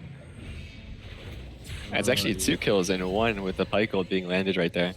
Yeah, what a turn from the side of Conjoined Twins. It looked like the initial engage would be in favor of Platinum players' Poggies, but with the ult coming in from Camper and Habibi Poppy with the immediate cleanse, they were able to turn that right around and get a kill for No Size Matters and Habibi King here. What was going on up here? This is the dumbest fight. Yeah, both of them are just like fully charging their abilities, just not even trying to dodge anything, just hitting each other. Yeah, but we see in the mid fight, No Size Matter actually playing the team fight extremely well. Like he gets onto the Jinx behind, like in the turret. Even though he goes down, he does his job, secures the kills, and takes the tower for his team. So well played by No Size Matter. Even if he's behind, he knows his job. Yeah, this is also a fight, by the way, that Platinum players Poggies opted into. We saw that started out with Nightstone actually ulting down with the Twisted Advance, Nature's Grasp. He's getting ganked top though. Wait, hook whips? Guardians is actually walking quite far. Nightstone once again back here with the ultimate. Habibi Poppy without the ultimate or cleanse available means he's going to drop down and Nightstone takes the kill. Meanwhile, top lane, Karmbra on duty. Chester's actually 2v1ing with the ultimate. And Habibi King doesn't have that much to run. Jason the other still has one ult ability available. Misses his cooldowns, but that's fine. Nightstone once again secures his second kill. It's a disaster for Conjoined Twins here, losing members all over the map, and they had a 5k gold lead before the play with the shutdowns claimed and winning fights everywhere. It's back to 2k, and like we said, they do not scale super well, especially with the full AD comp. So this is starting to get very scary for the side of Conjoined Twins. Yeah, this is kind of what I was expecting out of the top matchup. Allowing against Black Cleaver, it doesn't matter if you solo killed him 2 times. You get a jungle gank, and you still lose the gank. Okay, big thing though, this fight happened before Dragon. All the cooldowns are down on the side of Platinum players Poggies. Meanwhile, No Size Matters. Oh, Chesto might be a bit far forward here. He has the ult available, but he's actually just getting chain CC'd, so he can't use it. Zillion ult coming in through. Looks like the rest of the team might be rushing down the Dragon in the meanwhile. Wow. The Dragon is still quite healthy, actually. Yeah, you just don't want to see that CP right there. I guess you thought he would be able to survive with the Black Cleaver and the Hullbreaker. But yeah, with the chain CC, it just means he just drops immediately. Yeah, and that might be both objectives going to the side of Conjoined Twins here, claiming the Dragon and running straight towards the Herald. Chesto, blowing the TP and dying there, won't be able to make it up in time. And a huge swing again, right after it looked like Platinum players Poggies was coming back. Soul Point now available for Conjoined Twins, and Infernal Soul definitely one of the ones you'd be looking for here to continue to snowball this game and to make up for the fact that you do have this full AD team comp. Yeah, that was a huge mistake from Chesto. I don't know what the communication there was, but he wastes his TP, dies, so they can't contest their Drake. No Size Matters. If he dives mid, oh. Yeah, it's just a clean solo kill. Lands everything perfectly. The E lands, the ult lands, and that would be another kill. Top lane, Camper doesn't really care about the Jason the other using his abilities, but Jason the other will get the wave. Yeah, AD carry is strong, by the way. But yeah, clean outplay, dive in the mid lane, No Size Matter lands everything as you said. But this game state was looking really good for PPP, but I think it's right back in control for CT. So Nightstone is building a lot of tank items, so he might. Oh. Yeah, Chesto now with the Hullbreaker as well, so any hope that Camper had of continuing to push his lead in the side lane, I think, is pretty much over. But I think he'll be able to hold him here for quite a while, and that might be all his team needs with how strong Camper, Habibi, Nose are getting at this point in the game. And if they're able to convert this into the objective, right, like the Hullbreaker will not be what Chesto needs for a team fight. So this is starting to get pretty scary for Platinum players Poggies. I also want to point out Korean opting for this what's the name called? I'm just gonna remind myself. Stormrazor, yeah, which I think is just absolutely not the right choice here. Like I think it's just always Kraken Slayer. So he's gonna have, I think, a lot of trouble, dealing with this Scion and this Pantheon as we get later into the game. Yeah, and for sure it's not gonna be the Maokai or the Ahri being taking down the Scion. So if you have someone to deal with the Scion, it has to be the Jinx. You have to build some of those armor shredding items, or just having that attack speed to basically make sure you can kill him. the Kraken. Yeah, and now as 2 minutes 30 seconds on the Dragon, you do see some armor items coming in through, but right now on the majority of their carries, both the Jinx and the Zillion without the armor, still easy targets to look for after the Zillion comes in through. So even if you ignore the Maokai and the Alawi, if you get onto the backline, then that can actually just win you the fight. No way. You missed the E, but it's okay. I'm just... What is Korean looking to build with this Crit Cloak and Dagger in his inventory? What do you think his next item's going to be? Because it's... Is that a mythic item? I imagine it'll just be Gale Force, but I'm worried that there just might not be damage there, like, or at least not damage needed to kill something like a Scion. I honestly think Stormazer is just a huge bait for ADCs in general right now, and yeah, I'm really worried about this Jinx here. Yeah, Chesto nicely just ignores camper on duty, gets the turret. It's now resetting, probably going towards the top side just to be on the opposite side of the Dragon. Looks like he actually will be going back towards the bot side, making sure he can pressure down there and make sure his team gets some vision control in the area. And now with 1 minute 22 seconds on the Dragon, it's really important to see the teams either just reset here, make sure they get their items, as we see both Jason the Other and Nicedon doing. And basically just make sure they work with their support to get vision in the area.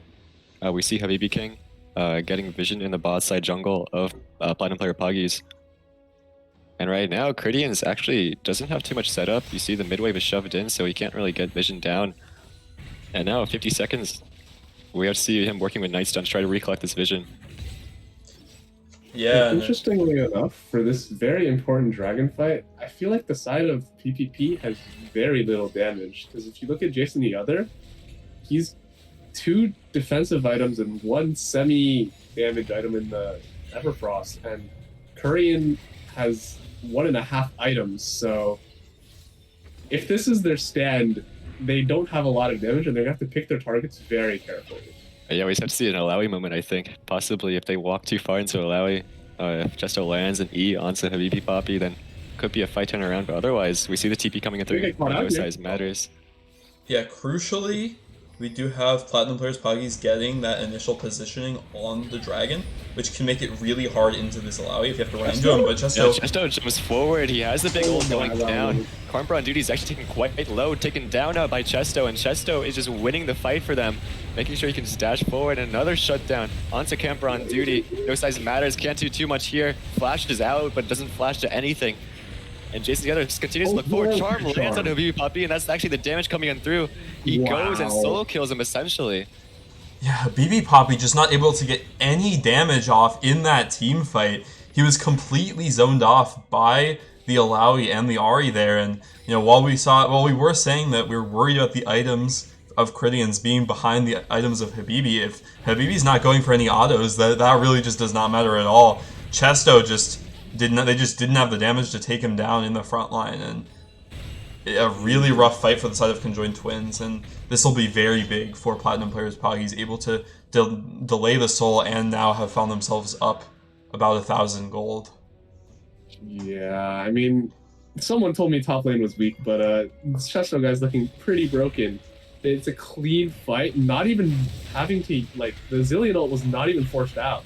So Chesto tanked the entire team without dying and just killed 3 for free. I said that they have to pick their targets very carefully, but they straight up killed 3 while zoning the damage from CT perfectly. They had almost a flawless fight there. Yeah, I'm a bit confused as to what they were kind of doing in terms of the setup. You saw the nice vision control at the very beginning of BB King getting a lot of vision control into their jungle, but it seemed like 30 seconds after that, some people were taking like 40-second resets, and they kind of just lost control over the area, and that's how you saw Chesto just basically walk forward into the river. The entire team of Platinum players Poggy is just able to basically do whatever they want, and Chesto, the fact that he got that positioning means he's able to fight in that tight corner where he's able to land that huge Alawi ult, zoning off the rest of the team. You can see they're trying to get like desperate, just looking for a bush trap around Baron on Jason the Other, but Jason has the ult. We'll have to see if they can go for this. The stun actually does land on Jason the Other. Meanwhile, mid lane, camper on duty is being chased down by both the Jinx and the Zillion. He's not actually taking too much damage quite yet, but Kyrian with lethal tempo is getting a lot more damage through, and that will be a nice Gale Force into a Jinx Rocket to secure the kill. Yeah, this is just a Yeah. disaster for the side of Conjoined Twins. Losing out on their jungler while not being able to pick off Jason yet again is just... Jason is just Barely. running over this series. Yeah, we see this Pantheon really losing its value. I feel like he had some good plays pre 15 minutes, but you said the ticking time bomb, it blew up and he lost his value. It definitely... Nightstunn's item. It's getting more and more rough. What are you Yeah. gonna say, Aiden? Oh, it's definitely not over yet. There is still Soul Point available for the Conjoined Twins. Habibi Poppy's still with the opportunity to do very well in one of these team fights. No size matters though. Might just go yeah, down He here. wants to go for this. Malachi does land go. Oh my. Goes on to No Size Matters, and the Zillion will make sure that Kyrian can survive. He's gonna reset. If the resets come through here... She's already excited. Habibi King gonna fall low here too. Dies. Another reset coming in through. Kyrian still chasing Habibi forward. Poppy carry. But Habibi Poppy is doing so much damage. No Zillion here. Means that Kyrian can fall quite low. And Kyrian being chased down by Camper on Duty. Camper on Duty just one-shots him. Jason the other has to run away. And that will be an actual, or an easy 2-for-2 trade. Yeah, but 2 shutdowns for the side of Conjoined Twins, and the gold gets a little bit closer, and it looks like they might... They went for Barrett? Oh, 2 TPs coming out though. Do they They need to go back at this. off They see here. the I one in don't... mid lane, but they don't see Chesto actually TPing up there. Chesto's is not visible, but they will see him on the wards here shortly. They have to run. This is not. Wait. Oh, was that actually, another TP? TP coming in through. I'm not sure if this is the one you want. No This Size one? Matters, dodges the charm, and is able to get out of there. Yeah. It's like both teams will just go back to their waves. I want to talk about this Zillion pick. The Zillion scales so insanely well with levels because you have a 99% slow at max rank on your E on like a 6-second cooldown. So it's going to be really hard for this low range comp of CT to really play into a scaled Zillion. As well as we see the limits of Zion, that Tifa right there. Under the tower, she excels. They really could not dive onto her or her teammates, but once she did the damage, like got multiple members of PPP down to 38% HP, she cannot really finish them off without Camper on Duty landing the W to chase. Yeah, for sure. But Habibi Poppy starting to get very strong on this Xayah. Pantheon, once a champion, we talked about falling off, is a little bit better in the late game than he once was. Nightstun might get cut out here before the dragon. The comes in through. The Zillion is getting quite low. The Zillion does go onto him now. Camper on Duty charging forward with the ultimate. He has 7k HP at this point. Camper on Duty, meanwhile, Chesto is actually walking forward, just face-taking the entire team. He gets hooked in, but he's taken quite low. He actually will be taken down by the Pike ult. Nightstun goes back in. No Size Matters on the backline will also be taken down. The reset's coming in through. Kyrian's chasing forward, Jason the other, doing whatever he can to get onto the backside where he kills Habibi Poppy. And there'll be 2 kills, a triple kill actually, going to Kyrian. Damn, Jason the other just dominating this series, completely running that team fight, able to dive through and kill Habibi Poppy while his team was able to stall out the rest of the members. And this, No Size Matters and Carper did have a pretty valiant effort in that fight, able to claim a couple of kills for themselves, but with how much Habibi Poppy was zoned out by the initial damage from Chesto and the follow-up from Jason, they just could not, get him involved in the fight in the way they need to win these, close skirmishes here. This is kind of the solo lane damage difference is just massive. Chesto tanks 1v5 all of Habibi Poppy's damage and gets him to 1 HP, so Jason the other can use 2 ultis to get in range and 1 to finish off Habibi Poppy in the backside of the fight, while Kyrian is just free hitting because nobody else does damage except for Habibi Poppy. They peel away from those sides with the Zillion, and again, Zillion, they used everything to kill Nightstun, who took the Zillion R, but the full AD comp is quickly becoming outscaled. Yeah, funnily enough, I think Kyrian may have heard you guys now opting in for the I'm doing it again, I forgot the name. Kraken Slayer? Yeah, Kraken Slayer. And it looks like he will have the last whisper going towards the LDR. So he's going to be doing a lot of damage to any target he's hitting. Oh, Chesto though. Chesto one just beat doesn't to the really ban. care, goes for the bounty gold right there. With the ult available, it doesn't actually hit. No size matters, taken down to my half HP from a God. single W, and another Oh my tentacle coming in God. through, Oh, but but Jason. unfortunately wasn't able to get a third one. Jason the other looking for the execution onto No Size Matters. Nice Briefing. E, No Size Matters dodges all the abilities, but Oh. Jason the other, nice ult comes through, makes sure he can get the last part of the queue.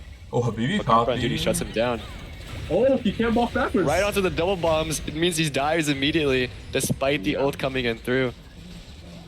Yeah, Baby Poppy kind of mind gamed himself. He could have just walked through the bombs in his ulti. But Caridian's really well played. Shirelia's into slow, into double bomb. Oh, trapping him this in a could be really very bad- dangerous for. Yeah, All they're on a ward. they're trying to set up a trap. It looks like they got trapped themselves. They're on full vision. Kyrian with the reset. Karmpa on duty trying to go onto Kyrian, but Kyrian's so speedy with the Zillion. Look at him dashing Wow. forward, but he dashes a bit too far. Kemper on duty one-shots him. Kyrian's even had the ult available, but wasn't able to go through. It's easy if he lives. Bomb actually kills Karmpa on duty. Kemper on duty. I don't know if he's dying here.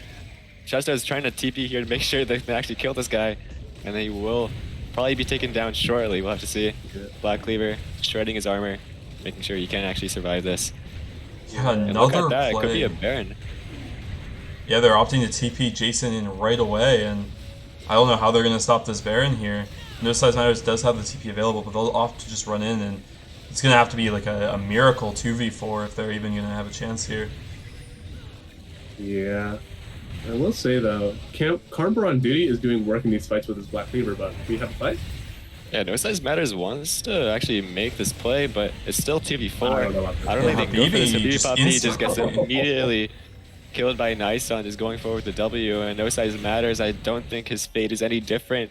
Falls down, and Chesto is just so massive in these team fights, in these games, and you see Habibi King trying to do whatever he can with his team down, and the game is just looking kind of lost at this point.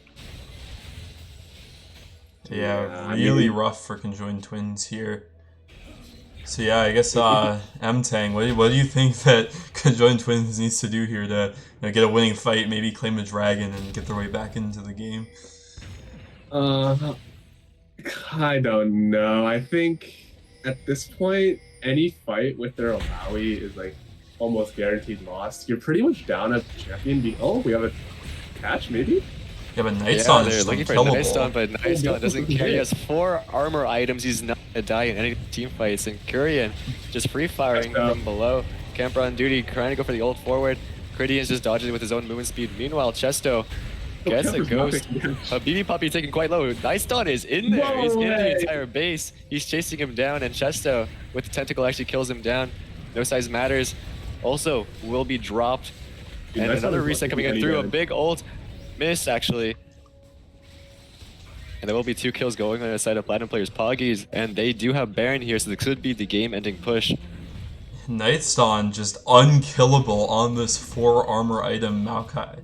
I guess 3 armor item Maokai, but still. Yeah. Yeah, Chesto going for a fight here. He does have the shield coming in through, and he's just hitting the tentacle target, and that's basically just the game coming in through.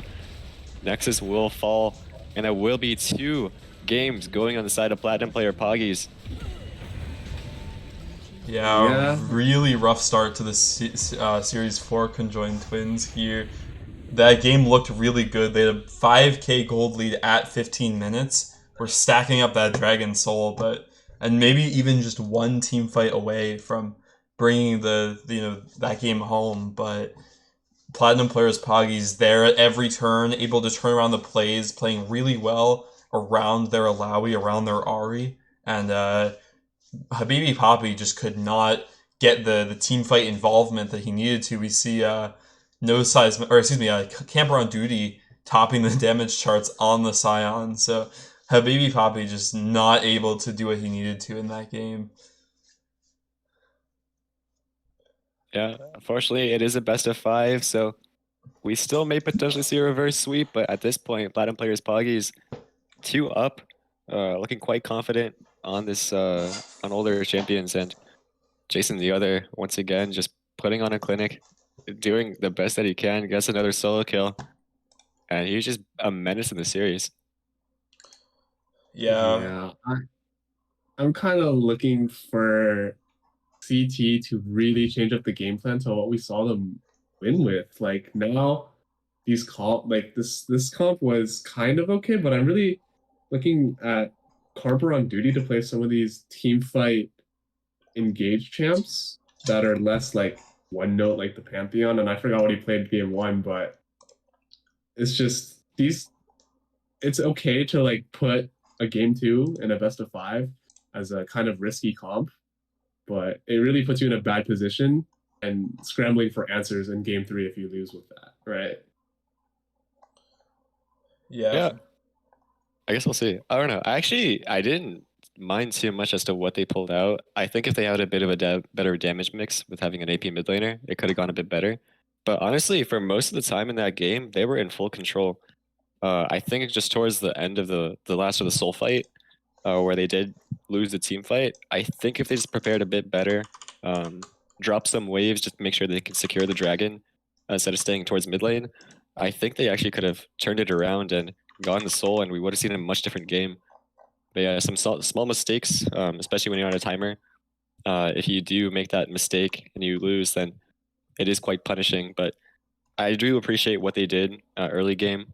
We saw the level 3 gank bot lane, and I think despite Compron Duty not being able to show any success later on in the game, I think he did a pretty solid job. Yeah. Yeah, so we do have conjoined twins opting to move to the red side for game 3. So we'll see if they're able to get any advantages in the draft by switching sides here. But yeah, if things continue as they've been going, it's going to be really hard for conjoined twins to find their way back into the series here. They have really been struggling in a lot of their lanes, and I think especially Jason the Other just having his way with No Size Matters so far in this series has really been the difference maker that his team needs. And despite us touting Habibi Poppy and Habibi King as one of the best bot lanes in the tournament, it's been Kurian and Cridians really stepping up in some of these later game fights and popping off. I think a lot of crucial Zillion ults, and yeah, Kurian, despite what might have been a questionable build path there, able to sort of curb it in the right direction later on and really take over on the Jinx. So it's I think we're gonna have to see one of these players who's been struggling in like No Size Matters, Habibi Poppy, really step up if they want to find a foothold back into this series. Yeah, for me, my question would be, how do you deal with this Jason and Nice Down combo? So far in both these games, they've just been basically running him across the map, despite even having losing matchups in the 2v2. So possibly I just kind of just want to see Karmpra on duty and No Size Matters working a bit more together. I feel like they've been kind of playing a bit more split up. We see Karmpra on duty make plays bot lane, but oftentimes No Size Matters isn't really a part of that. So I do just want to see both of them work together, work to go into Nice Dawn's jungle as we could have seen in the last game, and try to punish a bit more for some of these greedier picks. Yeah, I agree. M Tang, do you have any ideas for conjoined twins and finding their way back, getting at least game 3 under their control? I mean, one big question is this Aurelia pick. The side of PPP keeps leaving it up, saying that they can deal with it, and they definitely have in these first two games. I think if they really want him on comfort with this Aurelia, they should pair it with something like Bessa Juwani, or just if the J4 isn't banned, of course the J4, but maybe some early game skirmishing. Like the Pantheon was that idea, but it didn't quite work out. So maybe they abandoned the Aurelia idea, but I don't know what else he plays. Do you guys have any idea what they could do? Yeah, we'll I think usually he just plays control mages afterwards, but we'll see. Yeah, he has looked pretty good on the Victor and Syndra so far, so maybe they'll opt for something like that. I doubt we'll see an Aurelia band coming out or anything. But yeah, we do at least have a mix up in the draft plans. They are on the red side here, so we'll see if they can translate that into maybe some counter picks and do better in some of these lanes. They are opting to continue to ban out the same champions. I will note Ivern is available here, and if it's not banned here, then that could be pretty risky. Yeah, they actually banned the Lilia. It basically dissuades the side of conjoined twins from going for that Aurelia, considering that fact that Karnbrand Duty is usually the AP source. But actually, they're dropping the LeBlanc ban. The LeBlanc coming in through in the first pick. I'm curious what No Size Matters responds to this. So he's been playing Vex into LeBlanc, which is, a pretty good matchup. So, we'll see if he continues to do that here and can counter the LeBlanc with that. But I think LeBlanc has a much easier time Kaisa. with the static Shiv build. Oh, I think this This will is the probably be canonical counter pick. I think this will probably be Habibi Poppy on Kaisa. I don't see No Size Matters playing it here, but maybe I'll be surprised. Yeah, Yeah. it could be a flex pick. We do see Wow. the Pantheon also coming in through. Immediately Pantheon basically Kaisa is a responded strong by the bot lane. Maokai. Yeah, I think the Pantheon definitely has looked good throughout the tournament. I don't think that was the problem last game. So I definitely like the pick here. I think if he's able to create some of those early game leads he was last game, it could look really good here. And hopefully they're able to find some better champions to pair it with and get advantages in the lanes once again in this game. Yeah, I see the Maokai coming in through. I don't necessarily hate it. It's still a very strong champion by itself. It doesn't pair too well with the LeBlanc. But right now, we're seeing what they can maybe do in the bot lane to kind of pair with the Maokai, have some sort of team fighting ADC to try to go along with that. And the Xayah, a pretty good response into the Pantheon, but looks like they're opting into. Oh, looks like it may still be the Xayah. No. That's Yeah. very strong. Okay, Ashe and Maokai do synergize quite well with each other. Basically, if the Maokai ult lands, then you can easily land the Ashe ult. Same thing with the Ashe slows. Actually, a Cho'Gath coming in through just blind top lane. It might. Actually, I have no clue where that's going. Actually, it probably is top lane, and it might just be banning away top lane counters from here. I But I'm think curious. so. Maybe they could have responded with either a bot lane pick or a response to the LeBlanc. So Yeah, I think there definitely is still flexibility in the draft plan here. While I would imagine it's Cho'Gath top, Pantheon jungle, and Kaisa ADC, honestly, all of these champions could be mid, and Pantheon also a potential top laner. Kaisa can be see play in multiple roles here, so there's definitely no guarantee, and we'll see if they end up flexing something spicy.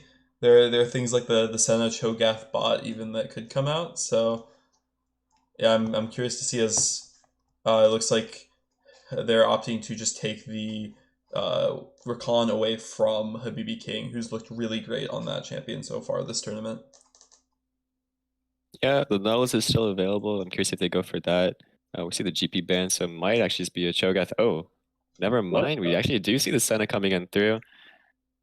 Yeah, at first I was surprised by the Cho'Gath because I would imagine if he was going top lane, you're just never getting to this Ashe or the LeBlanc. But in lane, since Ashe has no maneuverability, she doesn't have a dash, she doesn't have any movement speed enhancer, it's very easy to land these Cho'Gath Qs. And with the Senna, it could be a deadly combo. Yeah, that means this Kaisa is going mid to be piloted by No Size Matters. And we see Renekton top lane. Yeah, I guess into the Pantheon, but Pantheon could flex jungle again. So Yeah, I think it's likely the Pantheon jungle. Renekton right now is just a very solid blind pick, given the fact that a lot of top laners have been nerfed, and Renekton has some very solid matchups in the meta. And we'll see what they round out the comp here with. They need a support pick right here. They actually opted for the Zillion.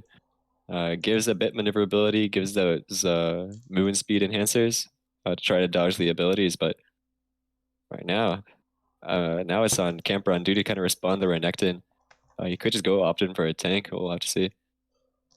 Yeah, yeah, hovering pretty. some Go ahead. hovering some pretty funny picks here. We'll see if it ends up now. It looks like it will just be the Scion again. I think that makes the most sense. I actually do like conjoined twins draft a lot more than last game. I think Kaisa, we saw it derive here, bring that out into the LeBlanc earlier. That seemed to be a pretty reasonable lane, kind of able to match that static Shiv. And like Pantheon, we saw do very well last game, and despite the loss. And I think the Senna Cho'Gath bot lane is something that can be very, very strong. So well, I think they honestly just have better matchups across the map than last game. So we'll see if they can translate that into a win here.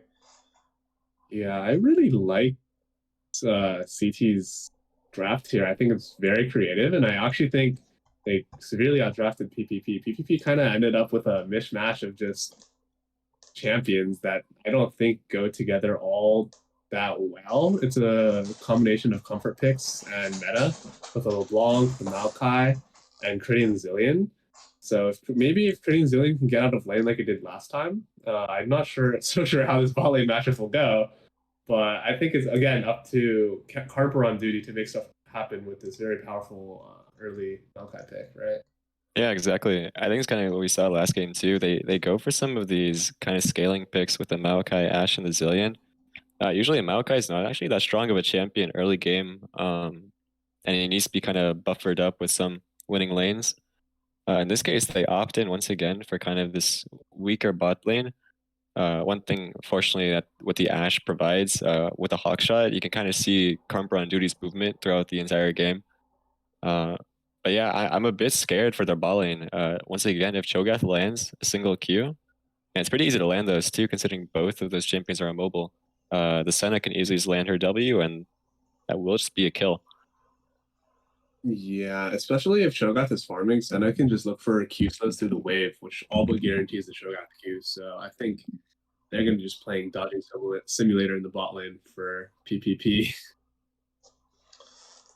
Yeah, and I think this top lane matchup is a definitely a matchup that Camper is going to be happier to be in than the one last game. Obviously, he did end up getting a few solo kills there, but I think Renekton doesn't have those same kind of.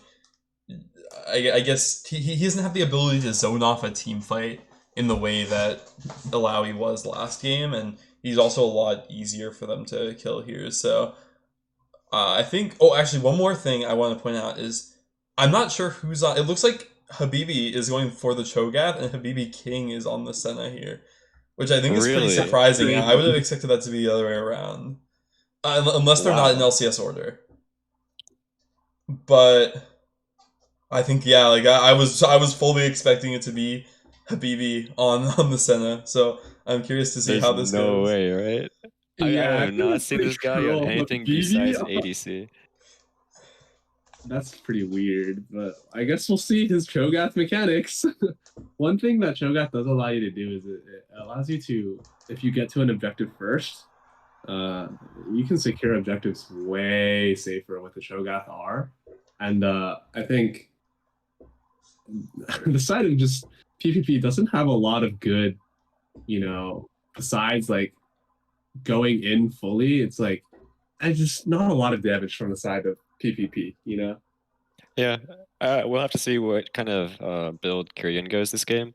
There are definitely some more aggressive Ashe builds. Like for example, this game we might see something like the Kraken Slayer into the Triforce or the Triforce into a lot of attack speed. So I think it will be on him to kind of do a bunch of the DPSing because the rest of their comp doesn't do too much in terms of damage, as you mentioned. So I think going to this game, I think Conjoined Twins is the best draft they've had so far. This could be their chance to kind of turn it around and see if they can pull a win for themselves. Yep. You guys were hoping for that, predicting conjoined twins. I'm sitting pretty here with a 2-0 lead for the team I chose. Yeah, Platinum Players Poggies has just been performing way too well. I think just their combo of Nightstone and Jason, they have just been showing up today. Yeah, I Yeah. think Jason especially has been on another level this whole series so far, and absolutely dominating on both Silas and the Ari. So we'll have to see how. It looks like Jason now going yogurt. I'm not quite sure what that means, but looks like we're going back into the game Yeah, of I think there's an inside joke. I forgot how it originally. Eventually, someone said they needed to have yogurt sometime doing an in-house, and so it was just known as yogurt break from there. If there's ever a pause, it kind of fell off, but it looks like it came back once again. But yeah, it actually is Habibi Poppy on the Cho'Gath, No shots. taking the electrocute. I'm actually super hyped. I have never seen this guy on a non-ADC. We even see it in chat. Hoptech is talking about Habibi on Cho'Gath.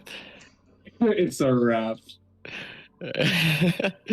Okay, personally, I play like Cho'Gath with Electrocute. I don't think this will ever go off. I would have much rather seen like a Comet or a Hail of Blades or something different, but I think Electrocute's a little bit weird. Electric Heat's actually not as bad as you'd think on Cho'Gath. You're able to proc it with like one ability and auto E, so it's not the worst ever. I do kind of like it here. So we'll see if he's able to take advantage of it. It looks like it will be AP Cho'Gath, probably, so that's kind of exciting. Yeah, That's for the a- Electrocute that's a though, you hell of a definitely do need to match. be in melee range. We do, as Tang mentioned earlier, we see the Comet usually just a Q poke out. Oh yeah, sometimes also see the Unshielded Spellbook. The whole purpose of that is so you get access to approach velocity, so that once you land that key, you can actually gap close.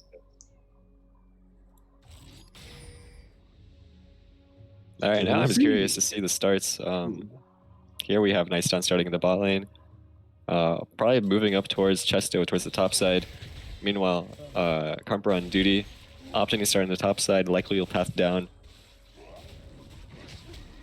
Yeah, I think another interesting rune choice here. I'm not sure if he did it last game, but it is the Comet Zillion. I generally prefer the Summon Airy, especially in a matchup like this where you can sort of auto the Cho'Gath pretty easily. But we'll see if that ends up working out for him. Yeah, Jason actually being taken quite low. He's opting for some of these aggressive trades, but the Kai'Sa wins out early on. Every single time you go for a Q auto trade, the Kai'Sa will just generally win. Yeah, but another thing about this Cho'Gath bot lane is Cho'Gath with the top lane privilege, just you can never really poke this champion out if he's just farming. And with Oh, W lands might be Habibi Poppy inserting the Q Bakuria and forced to flash out of that. And we again see this the potential combo right there. That if one of the CC chain components lands, then you can just follow up with the second one. And flash down means a very easy target for Carper on duty if he comes down in the bot lane. Yeah, Chesto also doing a very good job in this top lane, getting off the early push, and Camper once again quite low under his turret here, so... Oh no. Well, he got hit, but he gets to walk away, I guess. But yeah, just Zillion's early laning phase is just so weak. So Crane is really gonna struggle to safely farm in this lane. I just want Carper on duty to come down here right now. If he ignores his blue buff, I think if he comes down here on the stacked wave, I think that would just be over for bot lane. Like if Kyrian gets dived right here, but looks like they're not gonna opt in for it. Keep it safe. Top lane also being kind of spicy. Camper on duty, trying to go for a trade backwards. Gets actually a fully charged Q. Chesto is still with the rage. Forces Camper on duty's flash. Yeah, no, Nightstone making his way up here, and this could just be Camper going down under the turret here. Yeah, Camper has to blow flash because if he gets EW'd, stunned by Chesto into one more auto, he's just dead. But this dive might just be inevitable. Nightstone has to tank and then W to drop. Yeah, he's likely not getting at this one. Gets the W off. Oh, that's actually shredded by Chesto. That is the execute though. Yeah, unfortunately, I think he does get the EXP, however, since the he does come out in the passive form. Meanwhile, mid lane, new size matters. He's one more auto on Jason. Jason the other wants to go for a bit more. Looks like he's doing quite well in this matchup. Very close trading in the mid lane, but Hurricane had to take an early base, buying Boots refill. Valen is going heavily in the favor of CT. Yeah, the wave not in a great spot for Platinum players Poggies. I think it might push into them. I don't know. It seems like they might be pushing out actually. I think still eyes on Carper on duty. I think he really should have gone for a bot lane dive, but looks like he will just be resetting, pathing towards top again. Power farming for his level 6. Once again, a stacked wave bot lane. Will go decide if Kyrian, he is down a couple CS, but probably will collect a lot of this wave. Yeah, and I think also a bit of a mistake for Camper on duty to go so heavily for these trades in the early game. He knew his jungler was pathing towards bot side, and likely that Nightstorm would be pathing towards his lane. So I think the top lane dive there was relatively predictable, and I feel like he could have played it a little bit more safely in some of those trades and avoided that early death. Knight's done though a bit far forward here. Yeah, he's gonna get caught out here. Yeah. Nature's grasp, not enough to save him, and he will just be taken down, and that's a kill. Going over to no size matters, and a lane where honestly the person who gets static shiv earlier is in a huge advantage. Yeah, no Yeah, size I don't- matters. Also up a bit of farm, getting that push out before he backs as well after winning so many trades there. But Chesto looking to save the wave here. A nice ult. Oh, Oh, big that's ult good. coming out to make sure he gets away from that, but Chesto is still going through. Meanwhile, bot That's lane's still good trading. here too. Camper on Oh, duty. good. Camper on duty stops the Wow. flash throw from Chesto, but Chesto still has enough damage to continue on with the play. And with that flash, that will be an easy pickup for Chesto. What a huge play to get a kill in a 1v2 situation that he might have died in. Top lane is weak. Yeah, nice roam down there, making use of his time. And we do see Jason the other, just for the tempo, picks up that top wave. Meanwhile, as Chesto pushes in the mid wave, so nothing is lost in that play. Bot lane with the stacked wave, Kyrian, and Kyrian's feeling quite comfortable pushing forward. And actually, Yeah, maybe he's King might be good. going a bit too far, but a nice Cho'Gath Q stops any advance from coming through. Emperor's here. Yeah, I think he's just gonna go, just wander into the jungle because I'm surprised that Korean is like playing this far up. Maybe they have a pink behind him, so they are safe for now. Yeah, I think they might have actually seen the Pantheon there. Yeah, on the ward, right above Dragon. But yeah, I think Conjoined Twins, unlike last game, will be pretty happy to just kind of chill here and farm up. I think Kaisa will continue to scale. Obviously, Senna doing pretty well later on into the game, so I think they're definitely much more comfortable. And as long as they can, not let this Renekton get too far ahead, they should be okay. As actually Renekton under the turret will he's just go going for a down. solo kill. And just like that, almost instantly, Chesto walked a bit too far. Gets CC chained by Camper on duty just quickly with the ult forward. And with that kill coming in through, top lane suddenly just became a lot nicer for Camper on duty. Yeah, but Chester just eats too far into the turret and then gets ultied under and then just chain CC to take, I think, 2 or 3 tower shots. And it's just Oh, Being so big low, like, Cho'Gath Q landing on both Critians and Kyrian. Kyrian still doesn't have the ult available, so it might be a nice skirmish going on through. Another Q lands on the Kyrian. Oh. Baby Puppy. Nom, nom, Launches nom. forward. Nice on, however, with the Nature's Grasp, trying to make a play. Meanwhile, mid lane, some trading going on, but Jason the other taking the full passive proc from No Size Matters. Very even trading mid lane. But yeah, Habibi Poppy showing he can play these non-ADCs and landing Qs back to back to back. The flash forward, the feast, nom nom nom. Make sure he actually gets ahead in the lane. Meanwhile, mid lane, chain coming in chain. through, a second chain coming in through. You can't flash away from that. The passive proc right here, Karmper on duty is trying to make it happen. And the flash into the turret means Jason the other also trades 1 for 1. But a big ult being used, Karmper on duty won't have that available. Yeah, a bit of a confusing play there from Jason to flash out at the end. I think he was pretty much dead to rights there, able to force out the Pantheon ult and trade the kill back. But yeah, Habibi Poppy landing the double Q into the feast, able to just absolutely destroy Kurian, and despite not being on one of those ADPC picks, is continuing to dominate. So we'll see how he's able to carry that forward. I think what looked like it might end badly for No Size Matters ended up just being a 1-for-1 there. So now able to finish off that Shiv first, and that's huge for him in this lane. Yeah, Jason actually full bought a Cull. He's delaying his static shiv by quite a bit, going for that option, but it will pay off towards the end. And we do see Habibi Poppy also going for some of these components, building into the proto belt, making it so that if he lands a Q, he can easily just proto belt forward and gap close, rocking that electrocute.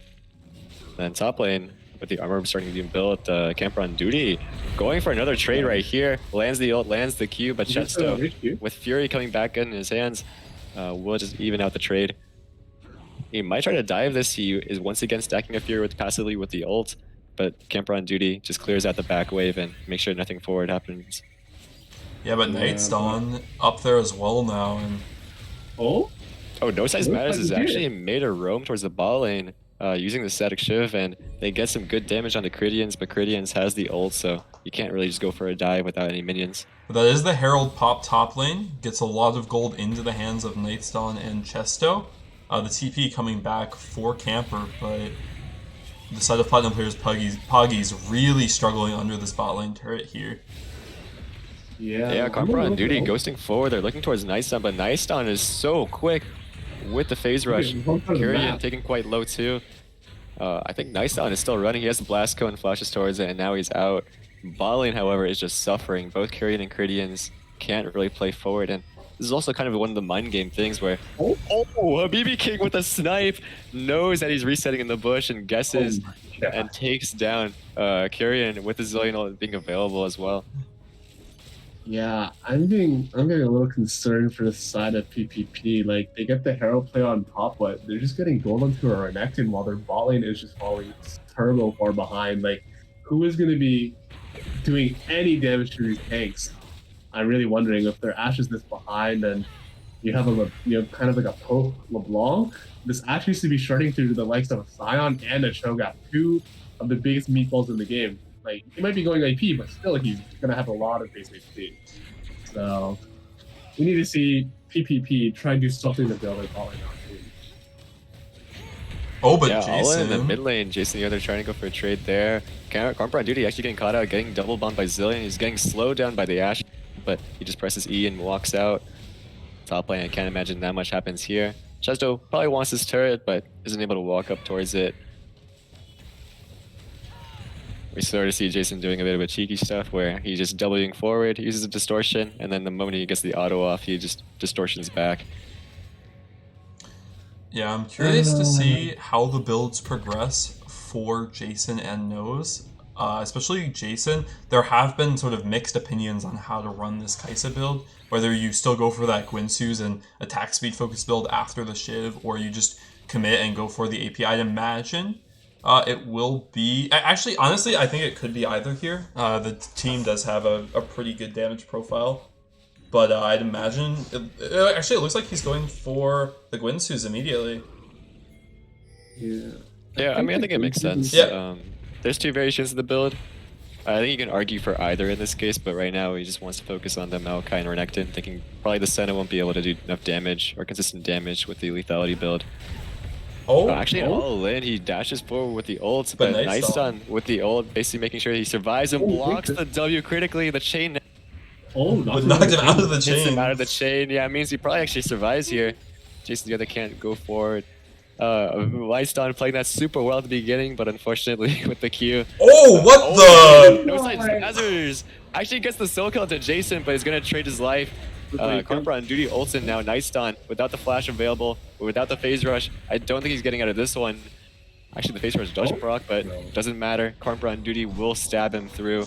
Ball lane, turret falling super low. Habibi Poppy starting to rack up HP. Q barely misses Habibi King walking forward too, but Kyrian and Cridians are turning this around.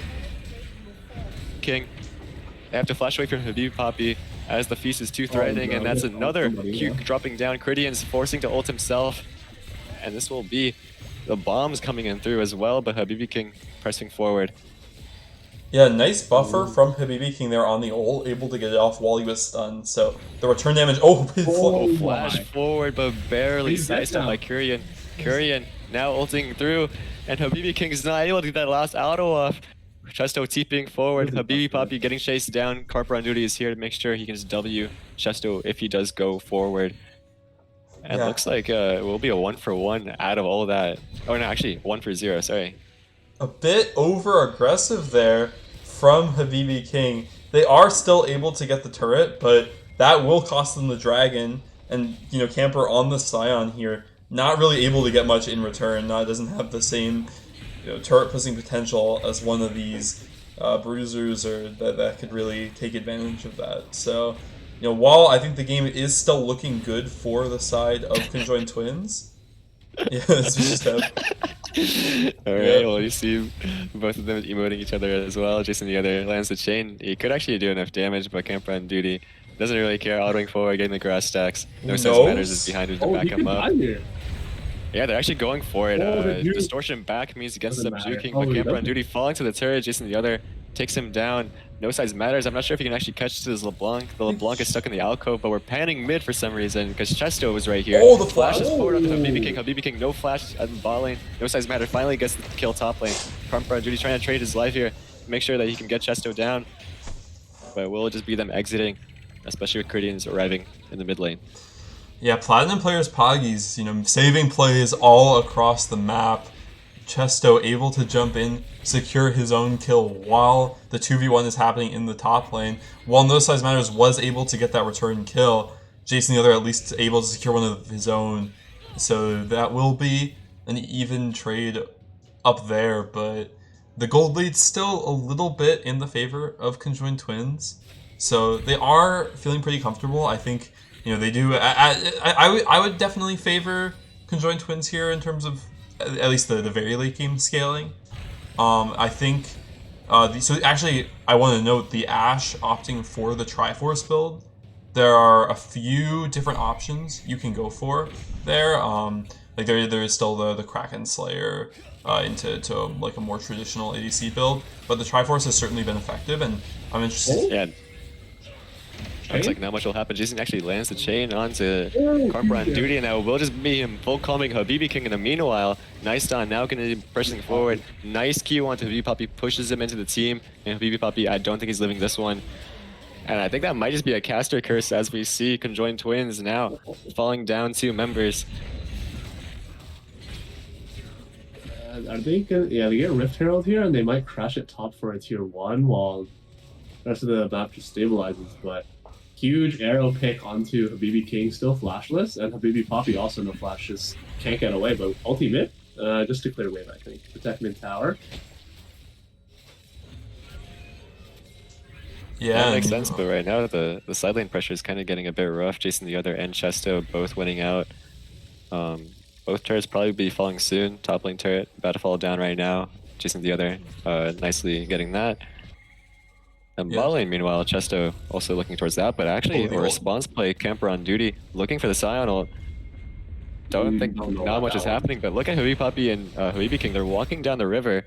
This is going to be a very slow play, but Camper on duty now slowly getting an access. Habibi Poppy now here, making sure he can land the Q, and that will be the CC chain now. Camper on duty can have the W into the Scion Q, and it will be a kill going over a feast actually. Nom nom nom nom nom. Another kill for Habibi Poppy here, doing very well on this Cho'Gath. No Size Matters also doing very well for himself. Getting Jason, both Jason and Nose getting pretty strong on their respective champions, but I do favor this Kaisa moving into the later parts of the game. So I think despite them losing a couple of plays, they're still sitting pretty comfortably on the side of Conjoined Twins, but definitely still anyone's game here. Yeah, it's still pretty even. We see that when they send 4 bot, they caught PPP on a reset. So Curran was just solo pushing mid, and then No Size Matter autos the wave once, and he can't actually trade the mid tower for his top laner. So good macro by the side of CT. Yeah, Herald being popped bot lane, trying to get some more gold onto Jason the other. Probably also setting up to the dragon. Timer running out. Looks like Conjoined Twins will just be pushing mid in the meanwhile, trying to get this turret, and Kyrian walking a bit too forward.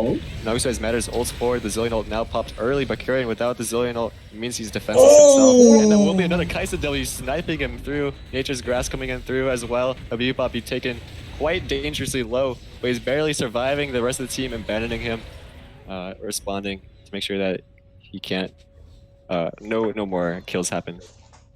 Yeah, nice job early on by by Conjoined Twins to get that initial kill onto Crittians. A nice snipe from No Size Matters, but after they committed everything to the bot lane, Nightstone, Chesto, and Jason able to arrive and turn it around, claiming Habibi Poppy as well. And with PPP being the first team back onto the map here, that should just be another dragon going their way.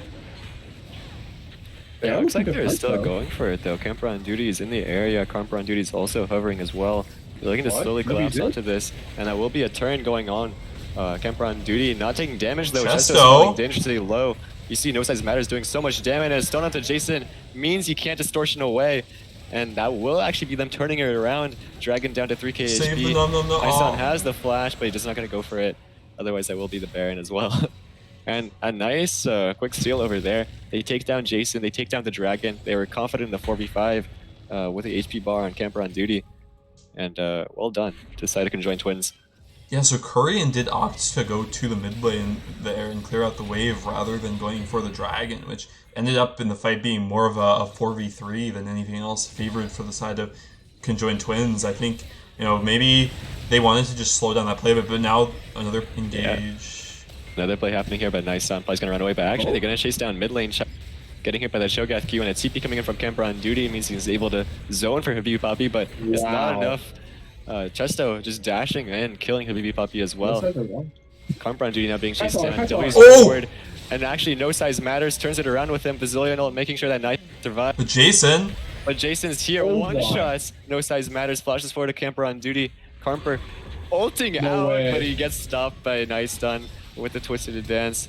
And another bulb coming onto camper on duty, falling to half HP. We'll have to see if they can shred it down. It looks like with the Renekton damage, it will be enough, killing the shield, and it will be a turn onto the Baron. Yeah, but the conjoined twins are just completely divided in that fight. We saw no size matters on the bot side with Carmper, while Habibi and Habibi King were fighting the Renekton, and Renekton just able to run through their team. I think they really need to sort of work much better as a team here, and have the Kai'Sa there to facilitate the damage. And without it, Chesto just able to completely take over that fight on the Renekton. He's now 7-2 and becoming very strong. Normally we talk about how Renekton sort of starts falling off as soon as you load into the game, but when you're this far ahead in items, that's not necessarily the case. Yeah, Chesto performing some surgery to unconjoin these twins. He's really, legitimately just splitting apart the team, solo boloing like 2 or 3 players in the mid lane while the fight's going on in the red side bot jungle. He's doing God's work from the top lane, bro. You saved that one up. That was way too good. Yeah. I would imagine conjoined twins has the better 5v5 team comp, but looks like an ult coming in through mid lane. Camper on duty gets onto the side of Kyrian. Once again, the Zillion ult comes through, making sure that Kyrian can survive. And they will just slowly turn the fight nice on. Going onto Camper on duty, Habibi Poppy tanks the Ash ult critically. Yeah, this is a 3v4. Habibi Poppy is just zoning them off, but Chesto, he's in the backside. This could be a big moment for him. Camper on duty has to walk away, gets the nice W. Is walking away as well, but Jason on the other side of the flank. Meanwhile, Camper on duty finally enters the fight with his Scion ult. But the fight is already over. We see Kyrian pressing forward, and they just kite this out so perfectly and go back into the fight. Jason the other now finishing off the kill as Nightston gets a triple kill somehow. Yeah, the conjoined twins just over chasing there, getting the Zillion ult out, but they wanted more. And with Chesto and Jason able to arrive much more quickly than Camper, they turned the fight around and now are pushing into the enemy base. Yeah, just clean fight. I mean, it looked bad initially as their ult. It's just like, Camper on duty, he wants to kind of save the turret, but unfortunately it's already gone into the 4 people. He can't do that. Meanwhile, Habibi Poppy basically is gonna collect this wave and leave. Yeah, that fight, it looked okay first picking out the bot lane of PPP, but Zillion stalls long enough by Shrella's away and popping the R into Curran so they can't actually kill him off immediately. And then just Chesto, Nightston, and Jason the other coming from all sorts of crazy flank angles to pick off the damage dealers first, because if you look at the side of CT, their only real damage is this Kai'Sa. And after that, it's just a bunch of beefcakes and Habibi King not ahead enough to actually be a real carry threat. Yeah, Chesto, Nightston, and Jason once again just dominating the game. Nightston seems to always be there with the clutch ults. Jason always there to jump onto No Size Matters and Habibi King. And Chesto just completely separating the team fights. And it's disaster after disaster for the side of conjoined twins. After what looked to be a good early game, they're continuing to I'm lose gonna out on hold you these there. Chester's going plays. for a 1v2. He's getting taken down, but 1v3, No Size 1v4, Matters ults 1v5. forward. He's gonna try to one-shot No Size Matters, but it will be a kill going down. Compra on duty takes the shutdown, but that will be traded for the Dragon. Platinum players Boggy's responding quite well. Oh, but Jason the Jason. other going for a pick right here. He's trying to predict the shield, so he dashes backwards, but looks like he has enough damage either way without the shield even coming through. Yeah, this is looking Wow. really rough. Oh my god, you see the static shift Night Harvester do 300, 400 damage to BB King through the minion wave. Oh gosh, it's just, I don't know if it's going to get any better for PPP. Yeah, with the decap completed, you just saw how much damage that did. He didn't even have to get into auto range of anyone. Just auto attacks Camper on duty once, and both Habibi Poppy and Habibi King taken low. But Nature's Grass coming in through means that they can get Habibi Poppy under the turret. He's taking so low, flashes away, he's able to survive. But the turret is gonna fall right here. Inhibitor also falling down. I think the side of Conjoined Twins have to make the move eventually. But right now with the Baron spawning soon, looks like Platinum players Poggies will just back off. Make sure nothing else happens as Jason just keeps on jumping over the wall, being a complete annoyance. Yeah, Yeah, things be a are bit going, careful there though.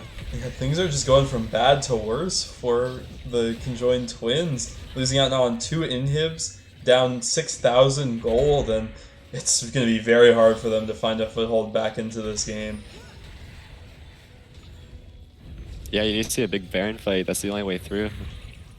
If they get a solid 5v5 off, or for example, let's say Jason W's forward like he's doing right now, and Carmper on duty is able to get a W in response, then it could be an angle. But otherwise, with Jason playing this well, it's going to be hard. Carmper on duty basically getting double bombed into a zillion slow into a Maokai route, but with his HP, he survives it. Yeah, they don't even need the Baron. They're just pushing forward. Looks like another Nature's Grass is going to come on through. Habibi Poppy's not able to survive. This one gets taken down immediately, and Chesto's in the back line. He's going for this play. Pumper on duty, also taken low. Jason the other takes him down. No Size Matters barely trying to survive, Jason. but Jason the other secures both the kill, Habibi Poppy and No Size Matters. And there will be Kurian just casually hitting the back line as well, as Jason and Nyston and Chesto are just menaces. And that is game and series. The Conjoined Twins have been separated. And I think that is it. What a performance 3-0. It's inside of from... Platinum players Poggies. They will take down Conjoined Twins. 3-0 sweep.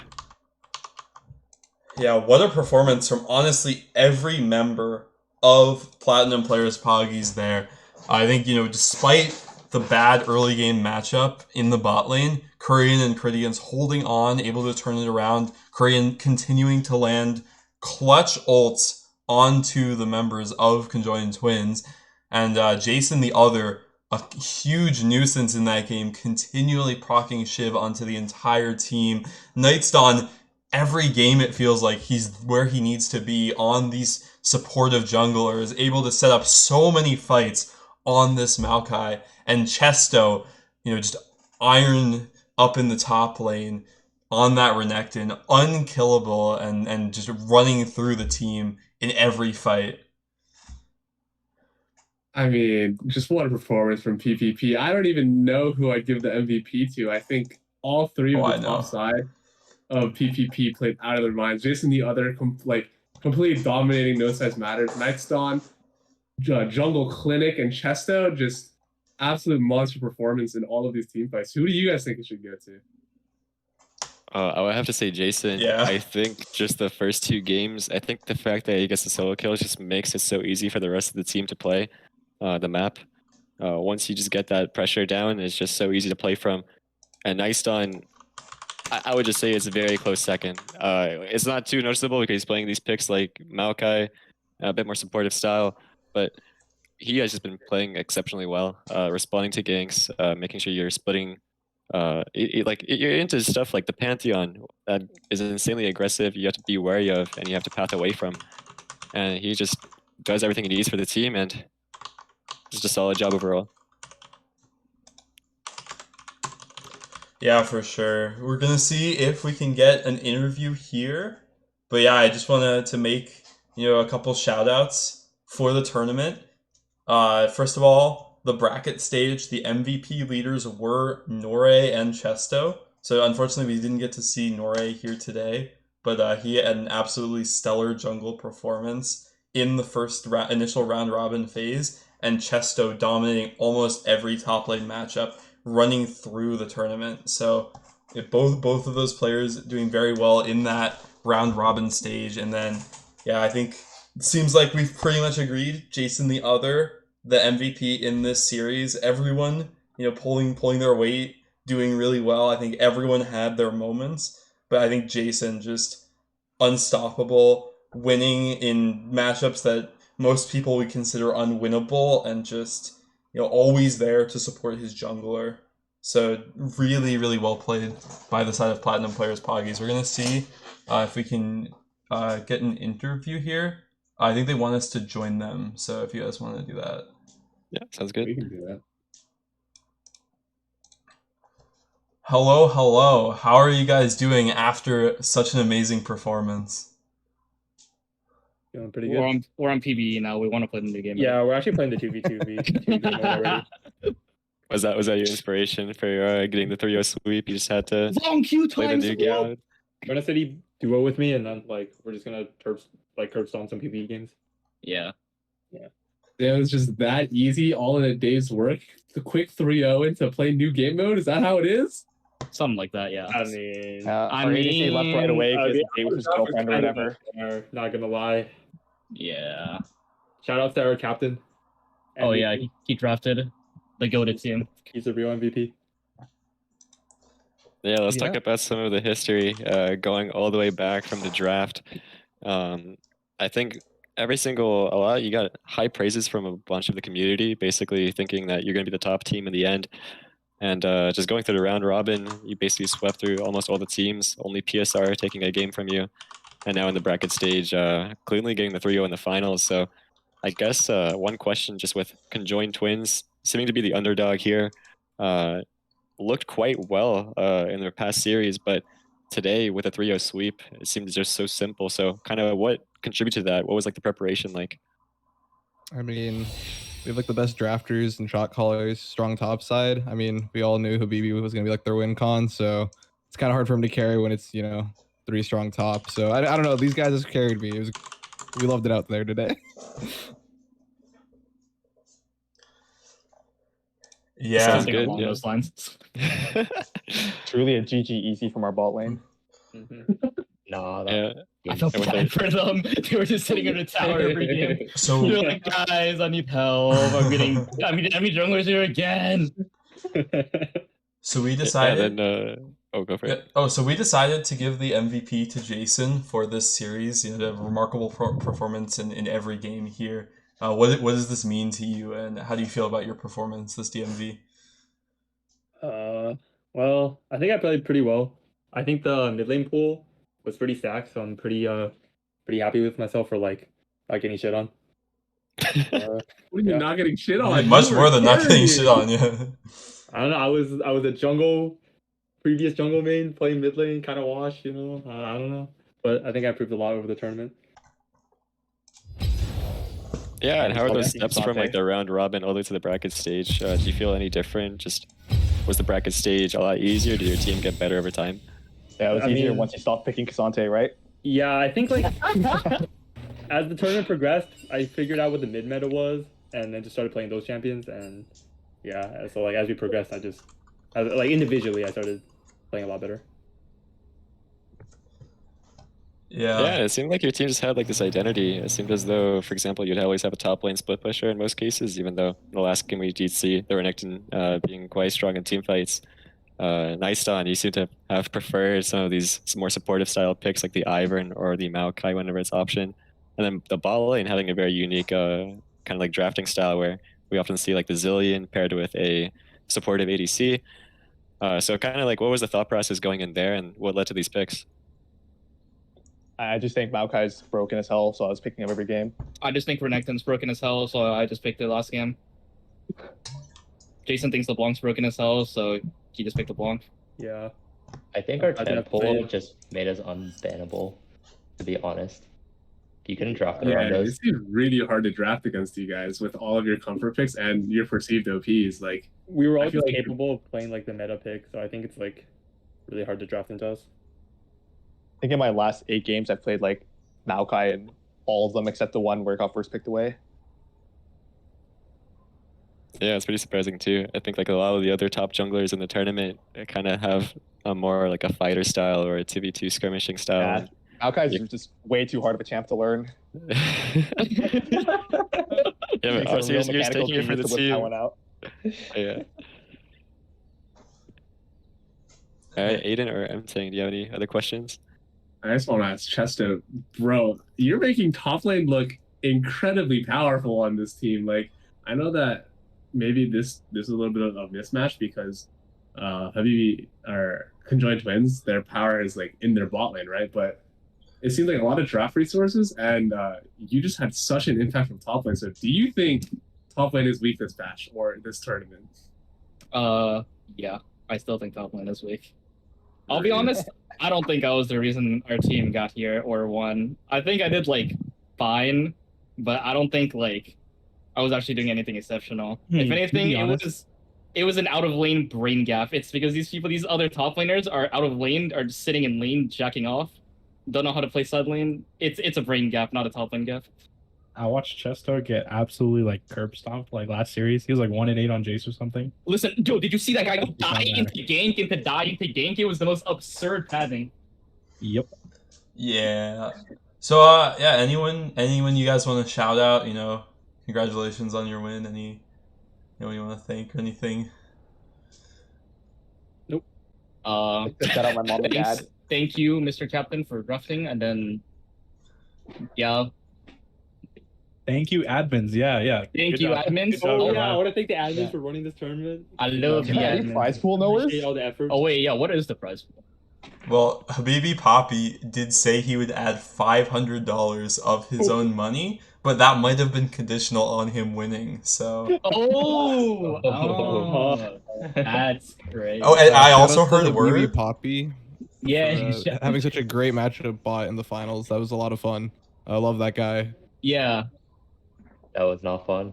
I hated my Dude, shut up, bro. Don't worry, he had some mercy. He had some mercy on you by taking electrocute. Yeah, I Yeah, don't it know. was. That was a good rune set, I think. Oh my god. It was quite humorous loading in the loading screen, seeing Habibi Poppy on Cho'Gath. Yeah, I like went out to get like water and I came back and I didn't realize it until like He spit out his water. Honestly, honestly, it wasn't that bad. It wasn't that bad. It was just Oh yeah, he was like he was doing fine. winning lane. Yeah.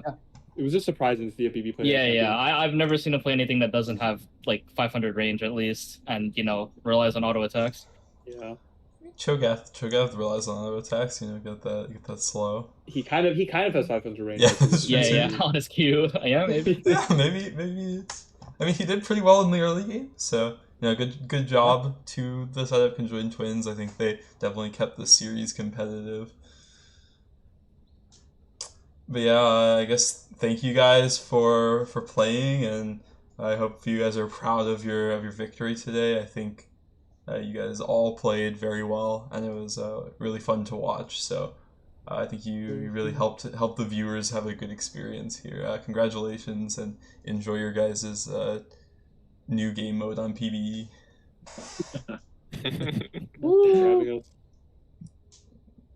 But yeah, Oh, thanks. fuck. Do I need to download PPE now? Yeah. Oh my god. Just Alright. help us. All right. Let's move back, I think. Well, Yeah, with That- that as well, I just want to say a huge shout out to all the teams and players, all the people that have donated. I think this DMV Rivals at least has been one of the more competitive ones. We've had some really fun storylines as well. For example, like the Habibi Hunters into Conjoined Twins, where they had the Habibis. That was a blast to watch. And so, yeah, once again, just thank you to everyone. And I'm glad we're able to run these. It all comes from your support. So we hope to see you again as well. Yep. Thanks. It's been a blast to cast. Thank you, Rough Tough Afropuff and Derive for joining me on the cast. It was a great day. It's been a great tournament. And I look forward to future DMVs. And yeah, thank you, of course, to all the viewers. We love you, and we'll see you next time. Yeah, see you. Bye.